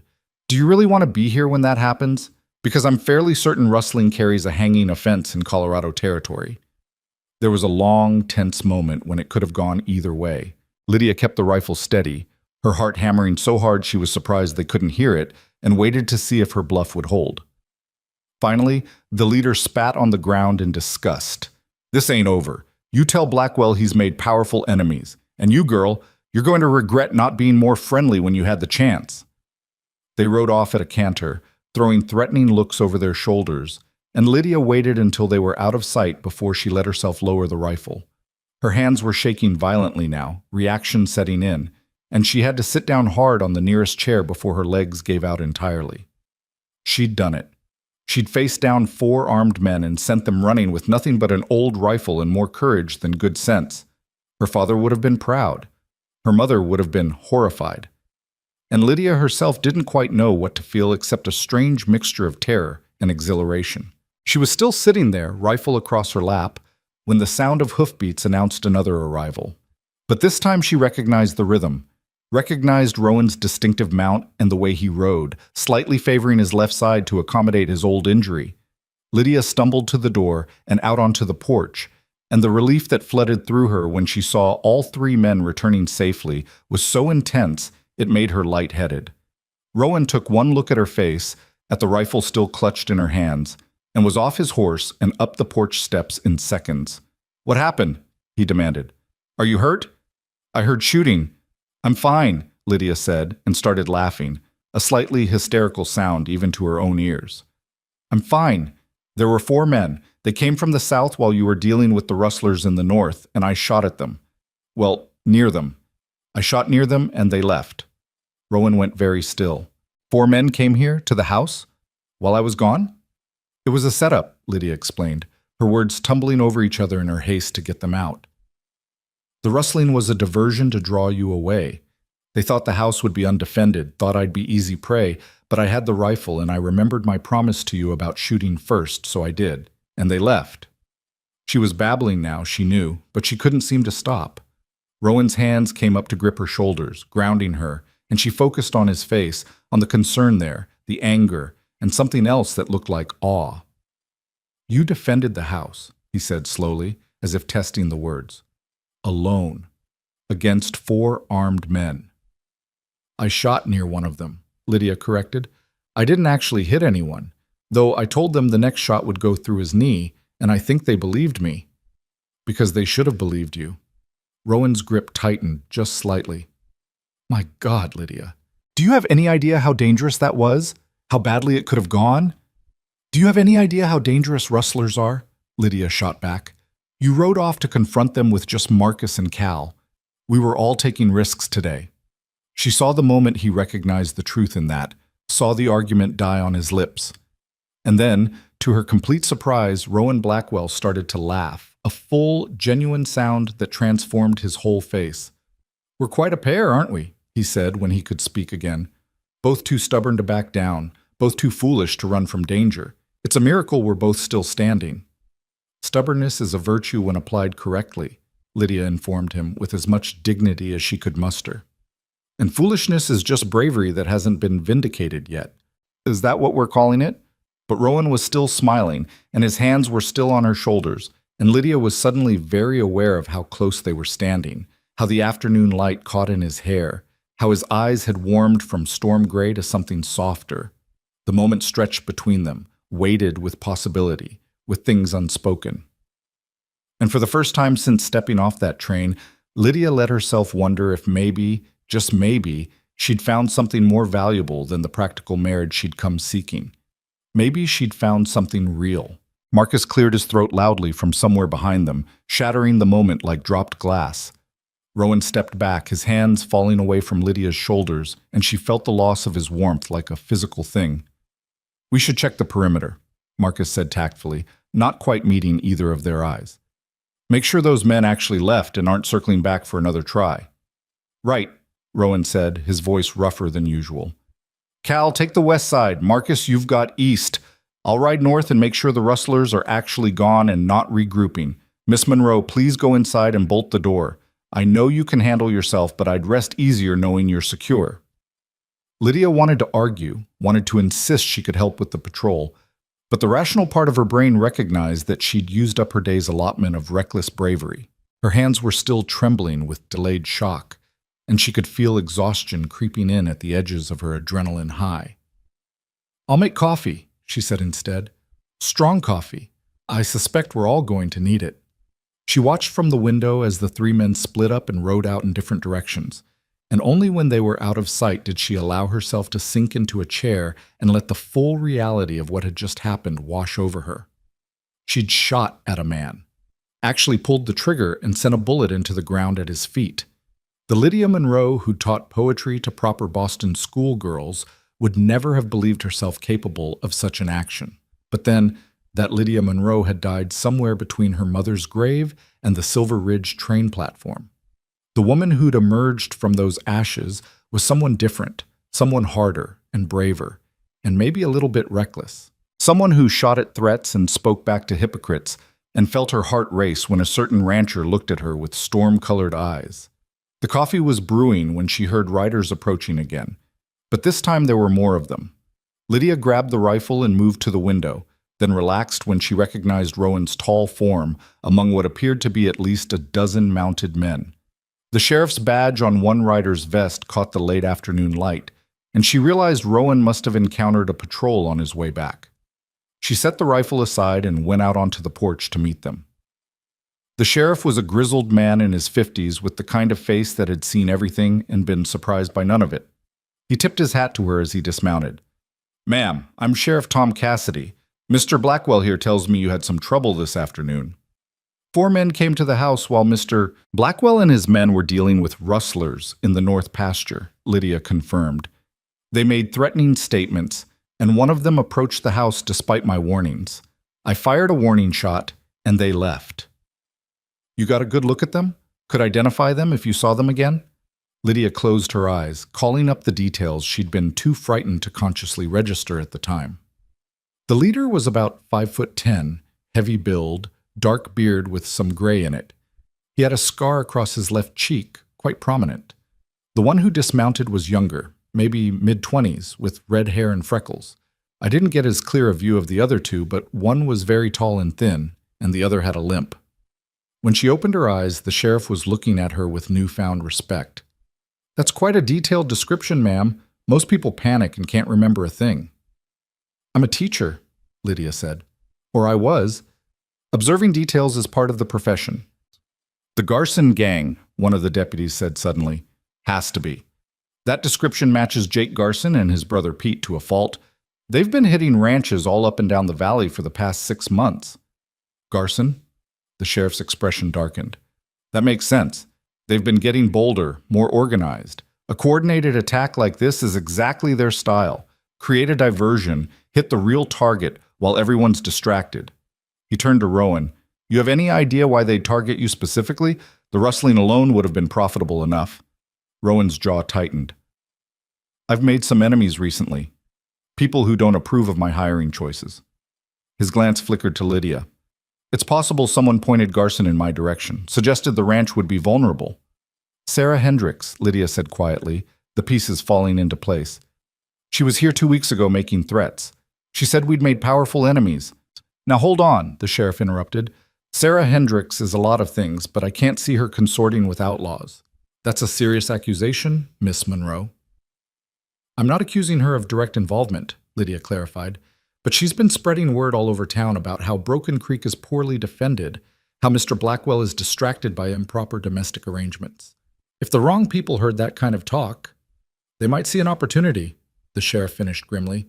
"Damn it, pardon my language, ma'am, but this is exactly the kind of mess I was afraid of when all that gossip started flying. Words have consequences, and when people start throwing around accusations and stirring up trouble, sometimes the wrong element takes notice." He organized his men to do a thorough sweep of the property, looking for any signs of the Garson gang or evidence of their escape route. Lydia retreated inside to prepare food for the unexpected crowd, and within an hour, the kitchen was full of lawmen drinking coffee and eating the simple beef sandwiches she'd managed to assemble from cold roast and fresh bread. "You got a good setup here, Blackwell," the sheriff said around a mouthful of sandwich. "This is the best meal I've had in weeks. Your housekeeper's got talent." "Miss Monroe has many talents," Rowan said, and there was pride in his voice that made Lydia's cheeks warm, including a steady hand with a rifle and the good sense to use it when needed. "About that," Sheriff Cassidy said, turning his attention to Lydia. "I'll need you to come into town tomorrow and make an official statement. We're going to put out warrants for the Garson gang based on this incident, and your testimony will be crucial. That description you gave me, that's evidence that could help us finally bring them in." Lydia nodded, though the thought of returning to Silver Ridge and facing all those judgmental faces again made her stomach clench. "Of course, Sheriff. Whatever helps." "I'll bring her in myself," Rowan said, first thing in the morning. The sheriff and his men left as the sun was setting, promising to increase patrols in the area and warning Rowan to stay vigilant. When the last of them had ridden away, The ranch settled into an uneasy quiet that felt nothing like the peaceful evenings Lydia had been growing accustomed to. Dinner that night was subdued. Cal had managed to recover most of the stolen cattle. The rustlers had abandoned them once they realized the real prize at the house wasn't going to be as easy as they'd expected. But everyone was on edge, jumping at shadows, aware that danger might return at any moment. "I'll take first watch," Marcus announced as they finished eating. "Cal can relieve me at midnight, then you at 4, boss." "I can help," Lydia offered. Lydia saw it. "I can keep watch just as well as any of you." "No offense, Miss Monroe," Cal said quietly, "but you did your share of fighting today. Let us handle the night watch." She wanted to argue, but the exhaustion she'd been fighting all evening finally caught up with her. The adrenaline had long since faded, leaving her feeling hollowed out and shaky. She nodded reluctantly and excused herself to her room, though she doubted sleep would come easily. It didn't. Lydia lay in bed listening to the sounds of the house settling, the creak of floorboards as Marcus made his rounds, the distant call of a nightbird. Every noise seemed magnified, potentially threatening, and she found herself reliving those terrifying minutes when she'd faced down 4 armed men with nothing but borrowed courage and her father's long-ago shooting lessons. She must have dozed eventually, because she woke to the sound of raised voices and the acrid smell of smoke. For a disoriented moment, she thought she was dreaming, but then she heard Rowan shouting and the unmistakable crackle of fire. Lydia threw off her blankets and ran to the window. Orange light flickered in the darkness. The barn was burning, flames already climbing the wooden walls and reaching for the roof. She could see figures running, hear horses screaming in panic, and her heart seized with terror. She dressed faster than she'd ever dressed in her life, yanking on her work dress and boots without bothering with half her buttons, and raced downstairs. The main room was empty, everyone already outside fighting the fire. Lydia grabbed buckets from the kitchen and ran toward the barn, where organized chaos reigned. Rowan and Cal were leading horses out of the burning structure, their faces streaked with soot and sweat. Marcus was at the well, hauling up water as fast as the mechanism would allow. And several ranch hands Lydia hadn't met before had apparently arrived from wherever they'd been working to form a bucket brigade. "The north wall!" Rowan was shouting. "Concentrate water on the north wall before it spreads to the hay storage." Lydia took her place in the line, passing buckets with trembling arms, her eyes stinging from smoke. The heat was incredible, pressing against her face like a physical force, and the sound of the fire was deafening, a roar and crackle that seemed to devour everything in its path. They fought for what felt like hours, but was probably only 40 minutes, working with desperate efficiency to contain the blaze before it could spread to the other outbuildings or, God forbid, the house. Gradually, painfully, they gained ground.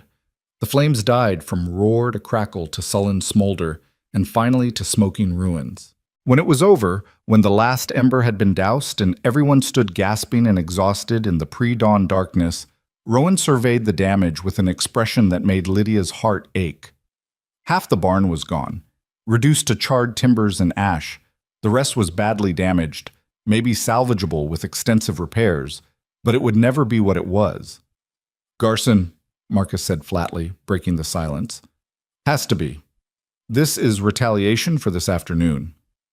"Or a message," Cal added, his voice grim. "Showing us they can hit us any time they want." Rowan said nothing, just stood there with his fists clenched and his jaw set, and Lydia could practically see him calculating the cost. In materials, in time, in the security and stability he'd worked 8 years to build. "This is my fault," she said, the words torn from somewhere deep and guilty. "If I hadn't come here, if I'd just gone back east like Charles Porter intended, none of this would have happened. You wouldn't have made enemies over me. The Garson gang wouldn't have targeted you. Your barn would still be standing." "Stop." Rowan's voice cut through her self-recrimination like a blade. "Don't you dare take responsibility for the actions of criminals and cowards. The Garson gang burned my barn because they're thieves and vandals. Sarah Hendricks spread her poison because she's jealous and mean-spirited. None of that is on you, Lydia. None of it.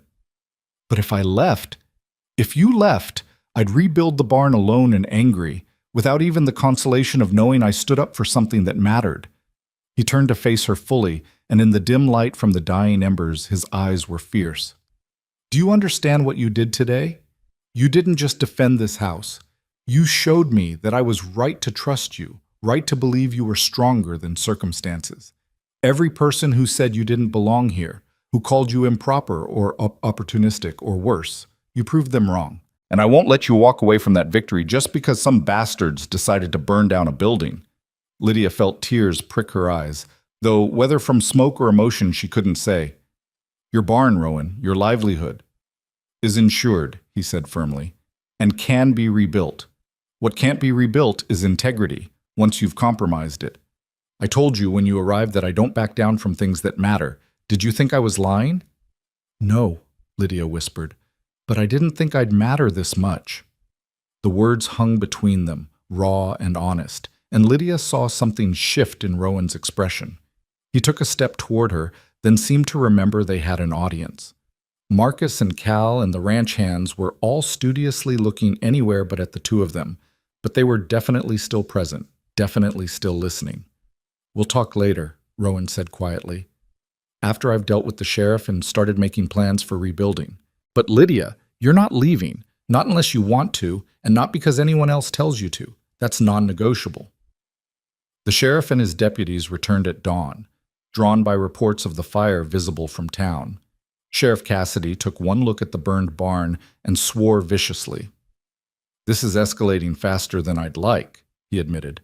The Garson gang has always been opportunistic, but this kind of direct attack, this kind of vendetta, it's new and dangerous. What can you do about it? Rowan asked, his voice flat with exhaustion. I'm putting together a proper posse.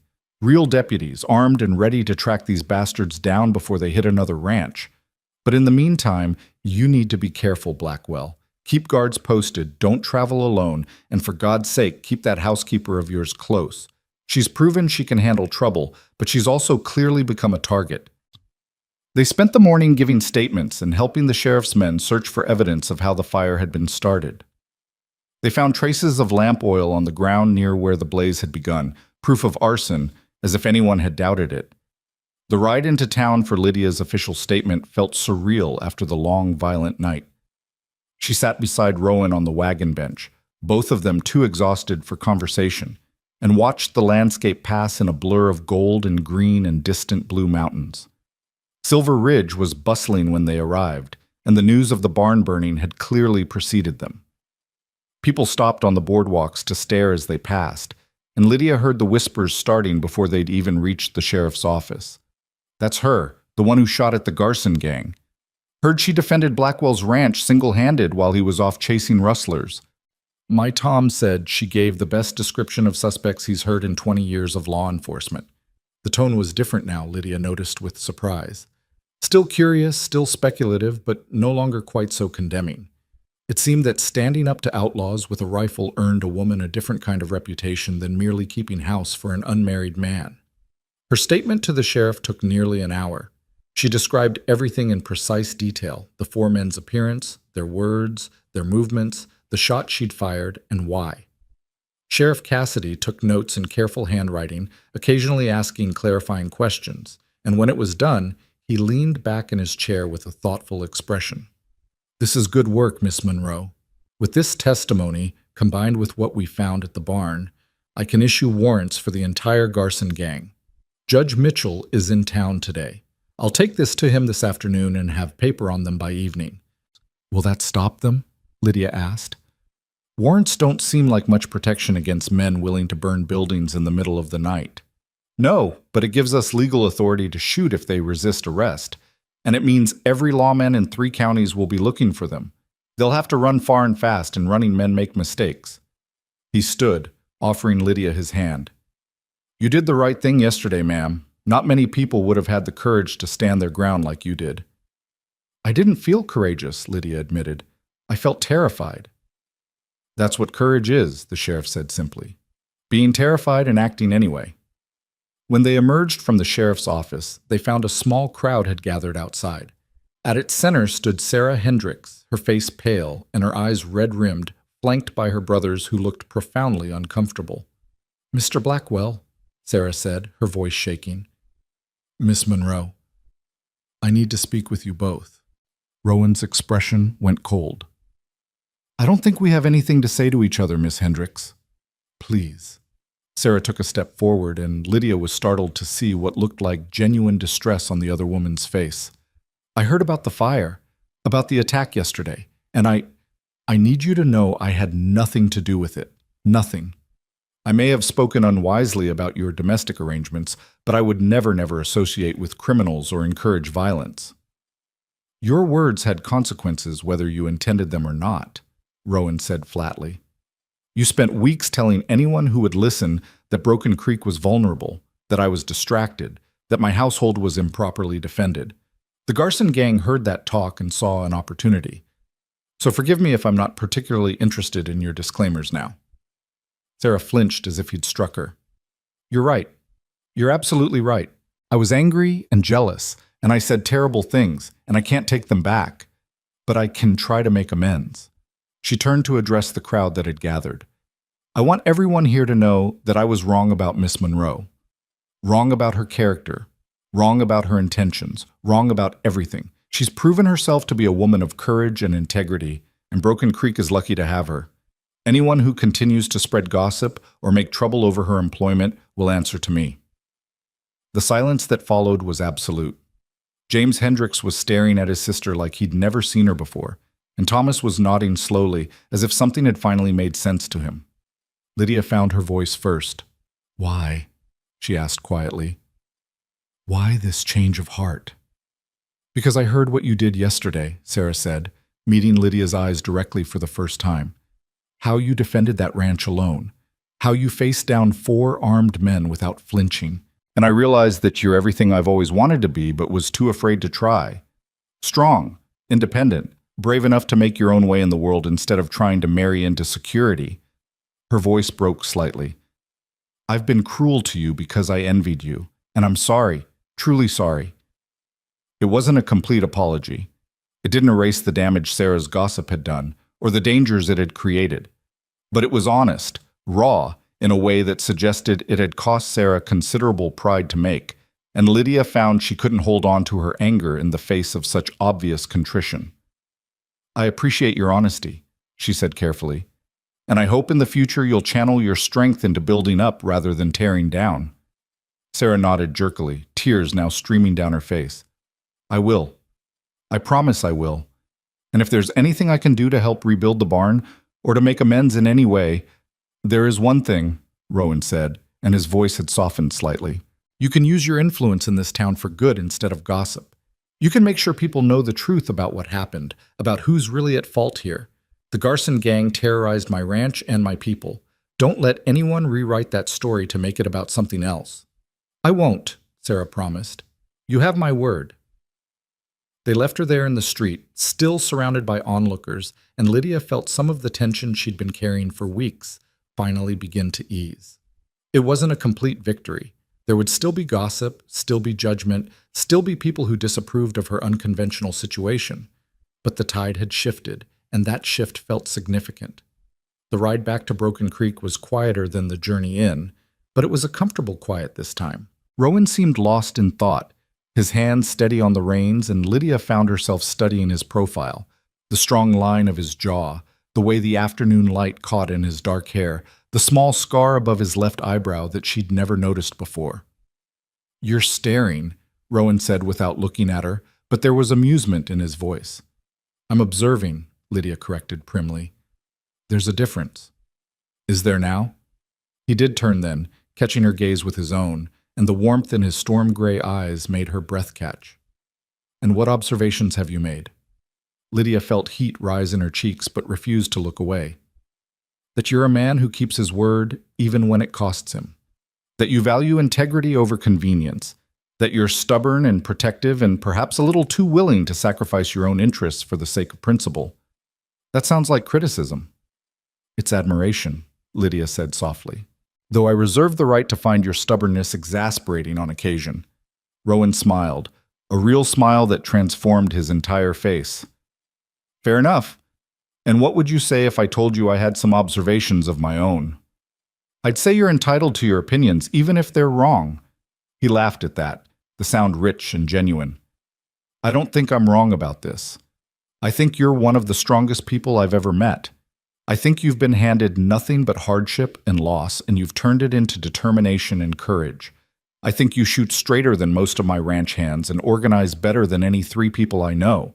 And I think—" He paused, seeming to choose his words carefully. "I think I was wrong when I said I just needed a housekeeper."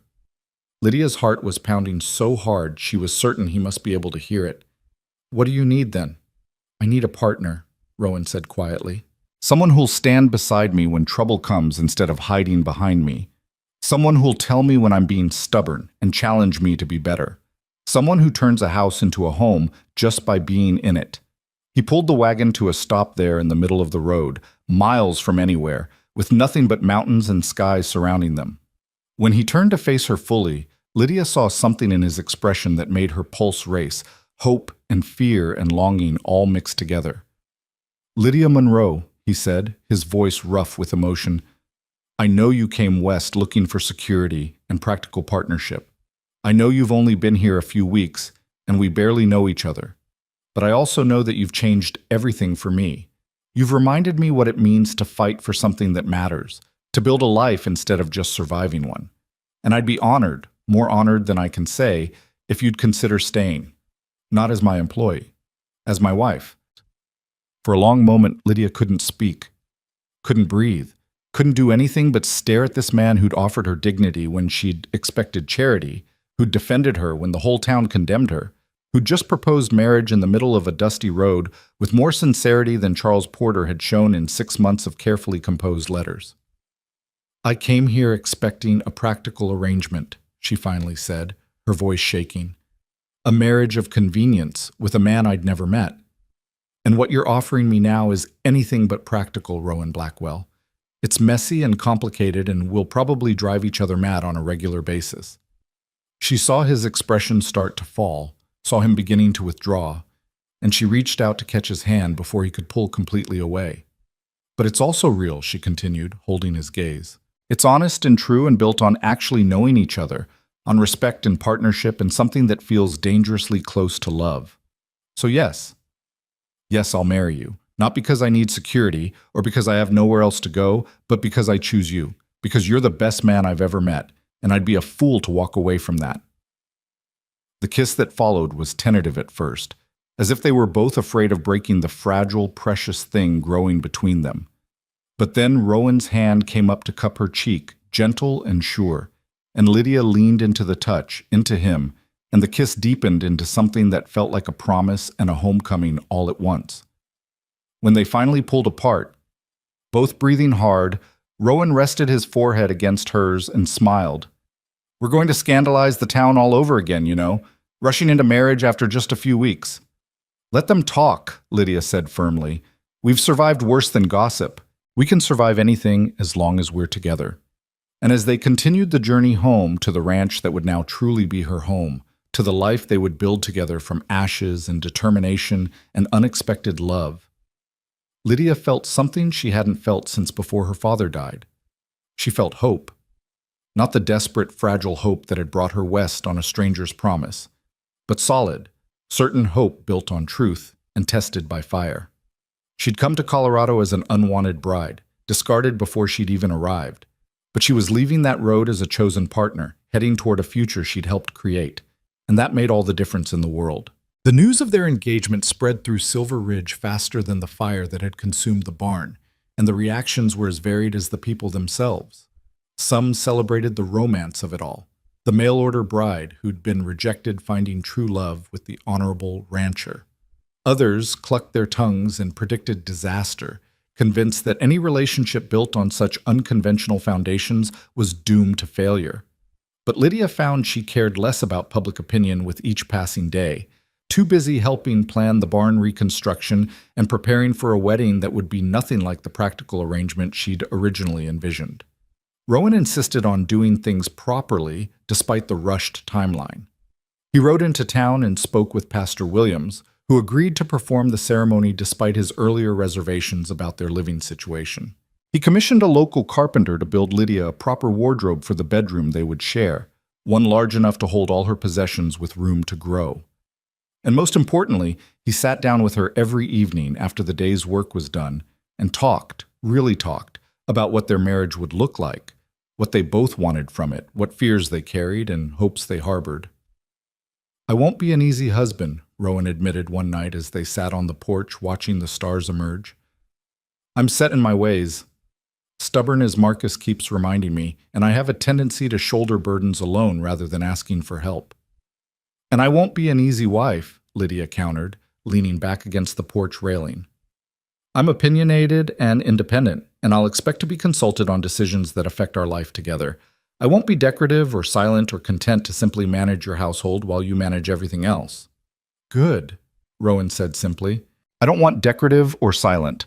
I want a partner who will call me on my nonsense and push me to be better. Someone who will stand beside me when times are hard and celebrate with me when they're good. That's what marriage should be, I think. Not one person serving the other, but two people building something together that neither could build alone."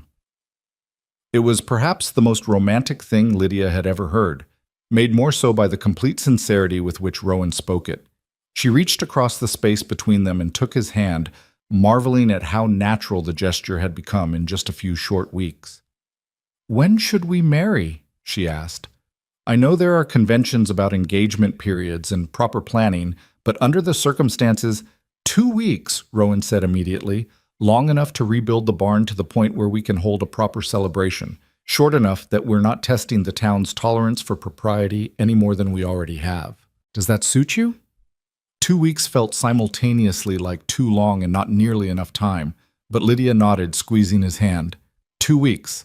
That gives me time to make a proper dress and you time to finish the barn. We'll invite the whole town, feed them well, and show them exactly what kind of marriage we intend to have." "Scandalous and happy?" Rowan suggested with a grin. "Precisely." The next morning brought unexpected visitors in the form of Sarah Hendricks and 3 other women from town, all carrying baskets and wearing expressions that ranged from cautiously friendly to genuinely warm. Lydia was in the kitchen kneading bread dough when she heard the knock, and she wiped her flour-covered hands on her apron before answering the door. "Miss Monroe," Sarah said, and there was none of the hostility from their first meeting in her voice now. "We heard about your engagement, and we wanted to offer our congratulations, and our help, if you'll accept it." Lydia studied the 4 women carefully, looking for signs of mockery or hidden agendas, but found only sincere goodwill. The woman standing next to Sarah was perhaps 40, with kind eyes and graying hair pulled back in a practical bun. She stepped forward with a warm smile. "I'm Margaret Chen, Mrs. Chen's daughter-in-law. We met briefly on the train, I believe. My mother-in-law spoke very highly of you. These are my friends, Ruth Peterson and Alice Martinez. We thought you might appreciate some help preparing for the wedding, especially since you don't have family here to assist you." The gesture was so unexpected, so genuinely kind, that Lydia felt tears prick her eyes. "I would appreciate that very much," she said, her voice thick with emotion. "Please, come in. I just made coffee." The afternoon that followed was a revelation. The 4 women descended on the house with the kind of organized efficiency that suggested they'd done this before, dividing tasks among themselves with barely a word of discussion. Margaret took charge of planning the wedding feast, making lists of what could be prepared in advance and what would need to be cooked the day of. Ruth, who had a gift for sewing, examined Lydia's meager wardrobe and declared that with some creative alterations and additional fabric, they could create a wedding dress worthy of the occasion. Alice, whose husband owned the general store, offered to coordinate decorations and ensure adequate seating for guests. And Sarah, surprisingly, appointed herself general coordinator, managing the others with the same forceful personality that had made her such an effective antagonist. But now that energy was directed toward helping rather than hindering, and Lydia found herself grateful for Sarah's organizational skills. "You'll need flowers," Sarah announced, making notes on a small pad of paper. "The wild roses should still be blooming in the high meadow. Alice, can your boys gather them the morning of the wedding? And we'll need ribbon, lots of ribbon. Margaret, check with the general store about what colors they have in stock." "Sarah," Lydia interrupted gently, "you don't have to do all this. I know we haven't exactly been friends." Sarah set down her pencil and looked at Lydia directly. "No, we haven't, and that's entirely my fault. But I meant what I said in town. I want to make amends. And more than that, I want to help create the kind of community where women support each other instead of tearing each other down. If that starts with helping you have the wedding you deserve, then I'm honored to be part of it." There was such sincerity in her words that Lydia found herself believing it. "Thank you," she said softly, "for this and for speaking up in town. It made a difference." "You made the difference," Sarah corrected, "by being exactly who you are and refusing to apologize for it. I just finally had the sense to recognize that." The women stayed for hours, and by the time they left, Lydia had a detailed plan for the wedding, promises of help from a dozen other townswomen, and the beginnings of what felt like actual friendships.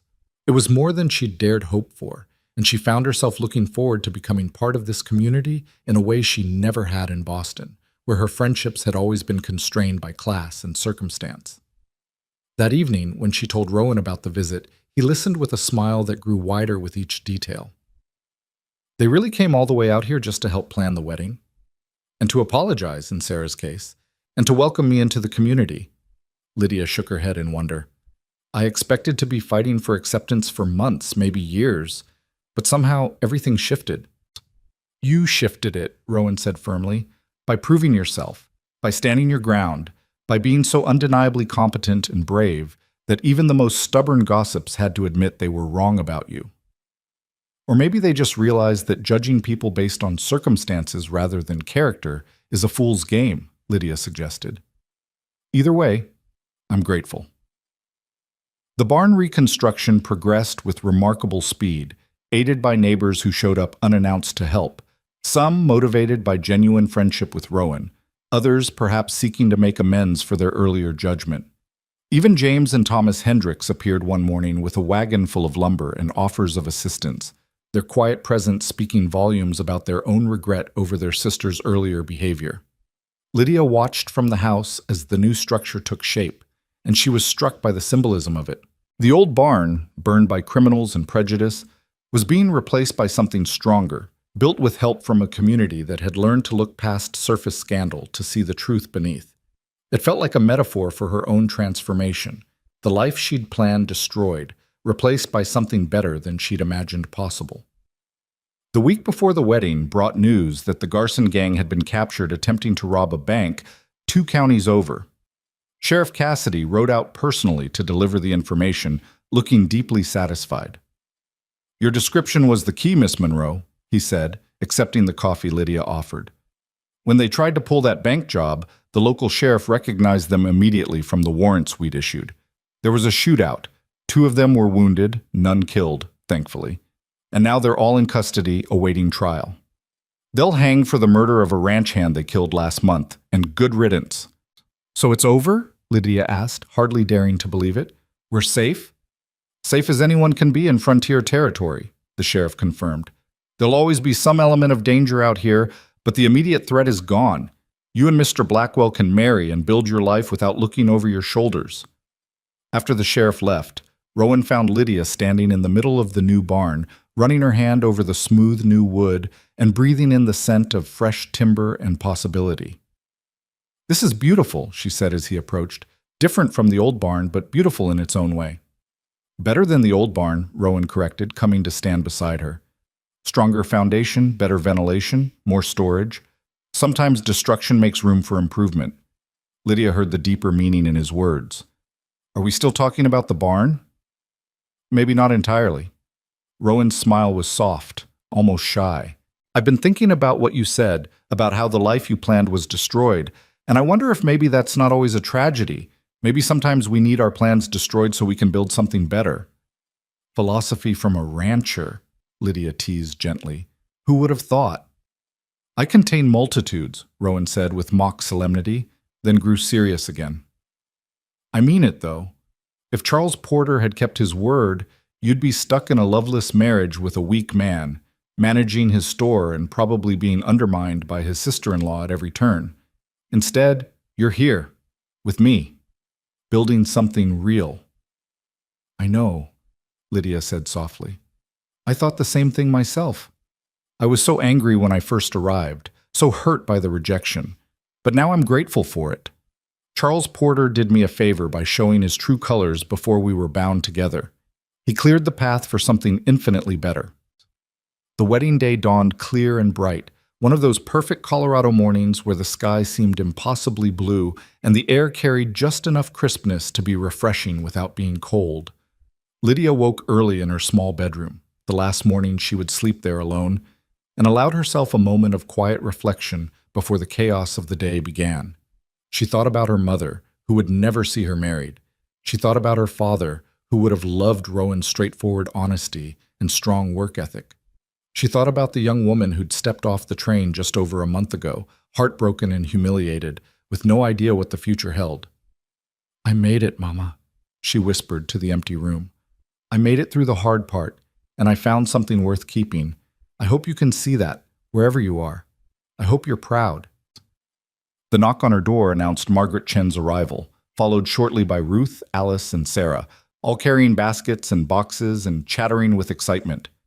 They descended on Lydia like a benevolent whirlwind, helping her bathe and dress, arranging her hair in an elaborate style that was somehow both elegant and practical, pinning the veil Ruth had made from delicate lace that had belonged to her grandmother.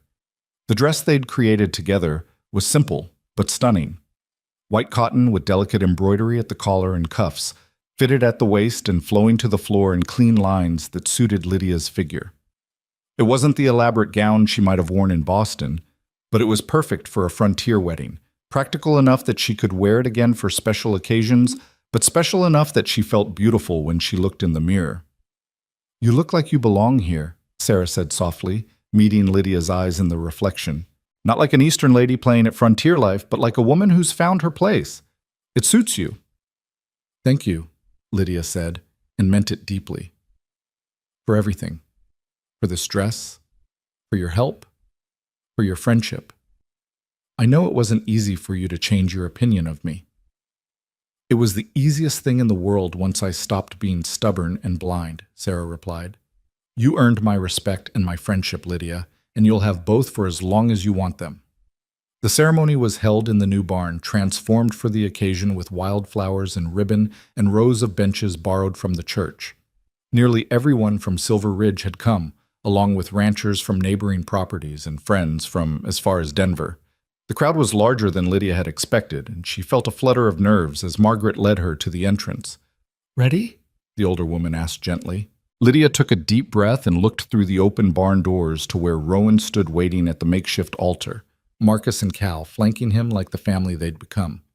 He was dressed in his Sunday best, a black suit that fit his broad shoulders perfectly, his hair actually tamed for once, his face cleanly shaved. But what struck her most was the expression on his face when he caught sight of her, wonder and joy and something that looked very much like love. "Ready," Lydia confirmed, and stepped forward into her future.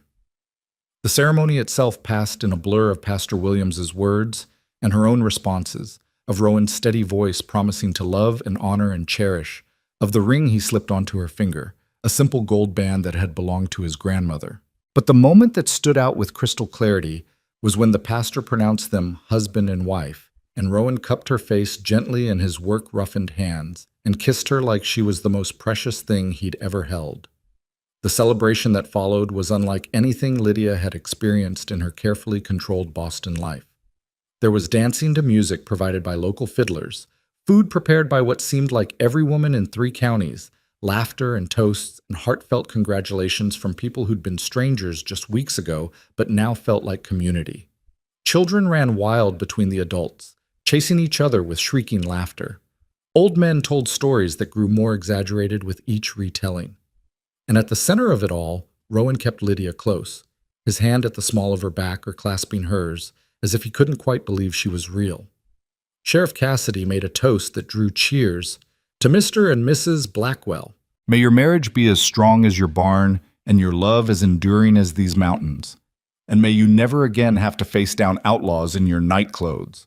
Even Charles Porter's absence was noted and turned into humor. Thomas Brennan, who'd closed the general store to attend, raised his glass and declared, "To Charles Porter, the biggest fool in Colorado territory who let a good woman slip away and gave a better man the chance to win her. May he spend the rest of his days regretting his cowardice." The crowd roared approval, and Lydia found herself laughing despite the impropriety of toasting the man who'd rejected her at her own wedding. But there was no malice in it, no bitterness. Charles Porter had become a punchline, a cautionary tale, while she'd become something far better. A woman who'd turned rejection into opportunity and built a life that was authentically hers. As the sun began to set, painting the mountains in shades of gold and crimson, Rowan pulled Lydia away from the celebration and led her up the hillside behind the house to a spot that overlooked the entire valley. Below them, the party continued, music and laughter drifting up on the evening breeze. Above them, the first stars were beginning to emerge. "I have something to show you," Rowan said, and there was an excitement in his voice that made Lydia curious. He led her around the hillside to where a foundation had been laid, new stone and timber marking the corners of a structure that didn't yet exist. "What is this?" Lydia asked, though part of her already knew. "Our house," Rowan said. "The ranch house down there. It served me well, but it's a bachelor's house built for function rather than family. I want to build us something new, something we design together that fits the life we want to have. Big enough for the children I hope we'll have someday, with a library for your books and an office where we can manage the ranch business together. A real home, Lydia, built on purpose, not accident." Lydia walked the perimeter of the foundation, taking in the scope of what he was proposing. It was larger than the current house, situated to take advantage of the morning sun and the valley views. She could already imagine it. Windows flooding rooms with light, a porch where they could sit and watch the seasons change, children's laughter echoing through halls that didn't yet exist. "When did you plan this?" she asked, her voice thick with emotion. "I started thinking about it the day you shot at those men," Rowan admitted. "Watching you defend something that wasn't even yours yet with such fierce determination, I knew then that I wanted you to have a home worth defending, a place that was truly ours, built from the ground up with intention and care." Lydia turned to face him. This man who'd offered her dignity when she had nothing, who'd defended her against public opinion, who'd proposed marriage on a dusty road, and was now promising to build her a house on a hillside. "I don't need a grand house to be happy, Rowan. I just need you." "I know," he said, pulling her close. "But you deserve both. You deserve everything I can give you, Lydia. A home, a partnership, a life built on love instead of convenience. Let me give you that. Let me spend the rest of my life trying to be worthy of the gift you've given me just by choosing to stay." They stood there in the gathering darkness, wrapped in each other's arms, and Lydia felt a peace settle over her that she'd never experienced before. This was where she belonged. Not because circumstances had forced her here, not because she'd had no other options, but because she'd chosen it. She'd chosen Rowan, chosen this ranch, chosen this community, and they'd chosen her in return. The years that followed proved the foundation they'd built together was as strong as the one Rowan laid for their new house. They moved into the completed home 18 months after their wedding, a celebration in itself that drew the same community that had attended their marriage. By then, Lydia was 6 months pregnant with their first child, and she supervised the furniture arrangement from a rocking chair Rowan had insisted she use, her hands resting on the swell of her belly where their daughter kicked and tumbled. The ranch prospered under their joint management. Lydia's gift for organization and numbers complemented Rowan's practical knowledge of cattle and land, and together they expanded the operation, adding new pastures and diversifying into horse breeding. Marcus and Cal became more family than employees, with Marcus eventually marrying a widow from town and Cal taking over as head foreman when age finally slowed the older man down. Sarah Hendricks became one of Lydia's closest friends, the two women discovering they had more in common than either had initially realized. Sarah eventually married a surveyor who came through town and fell in love with both her and the land, and their children grew up playing with Lydia and Rowan's growing brood. The town of Silver Ridge grew as well, evolving from a rough frontier settlement into a proper community with a school, a library that Lydia helped establish, and a reputation for welcoming newcomers rather than judging them. Lydia became known not as the mail-order bride who'd been rejected, but as the woman who'd faced down the Garson gang and helped build one of the most successful ranches in 3 counties. She taught Sunday school, served on the town council, and eventually wrote a series of articles about frontier life that were published in Eastern newspapers, giving her a modest fame she'd never sought but used to advocate for women's education and opportunities. But perhaps the sweetest vindication came 5 years after Lydia's arrival, when Charles Porter returned to Silver Ridge with his wife. his late wife's sister, who turned out to be exactly as managing and difficult as Rowan had predicted. They attended church one Sunday, sitting stiffly in a back pew while Porter avoided everyone's eyes. Lydia, sitting with Rowan and their 2 children in their usual spot near the front, caught sight of them and felt nothing but pity. After the service, she approached them with genuine kindness. "Mr. Porter, Mrs. Porter, welcome back to Silver Ridge. I hope you're both well." Charles couldn't meet her eyes, but he mumbled something that might have been a greeting. His wife, however, looked Lydia up and down with barely concealed bitterness, taking in her fine dress, her healthy children, the way Rowan stood protectively at her side, the respect with which other churchgoers greeted her. "I see you've done quite well for yourself," the woman said, her voice tight. "I've been very fortunate," Lydia agreed, choosing to interpret the comment charitably. "This community has been welcoming and generous. I hope you'll find it equally so." She meant it sincerely, but she also knew the truth. Charles Porter would never find in Silver Ridge what she'd found, because he'd never learned the fundamental lesson that had saved her. That sometimes the worst thing that can happen to you is actually the best thing, if you're brave enough to see the opportunity hidden in the disaster. That being rejected can be the first step toward being chosen by someone better. That the future you think you want is sometimes just a pale shadow of the future you deserve. 10 years after Lydia stepped off that train expecting one future and finding another, she stood on the porch of the house Rowan had built for her and watched the sunset over the valley that had become her home. Her oldest daughter was inside practicing piano, the music drifting through the open windows. Her son was in the barn with Rowan, learning to care for the new foals. Her youngest was asleep on her hip, tiny fingers clutching her collar. Margaret Chen had been right all those years ago on the train. Lydia had never met Charles Porter before agreeing to marry him. But she'd met Rowan in an alley at her lowest moment, and from that meeting had grown something more valuable than any carefully planned arrangement could have produced. She'd found not just a husband, but a partner. Not just a home, but a purpose. Not just survival, but a life worth living. "Mama, look," her daughter called from inside. "I can play the whole song without stopping now." Lydia smiled, kissed the soft head of her sleeping baby, and went inside to where music and laughter and the comfortable chaos of family life waited. She'd come to Colorado as a mail-order bride, unwanted and discarded. But she'd become something far greater, a woman who'd built her own future from the ashes of someone else's broken promises. A wife and mother and rancher who'd earned every bit of respect and happiness she'd found.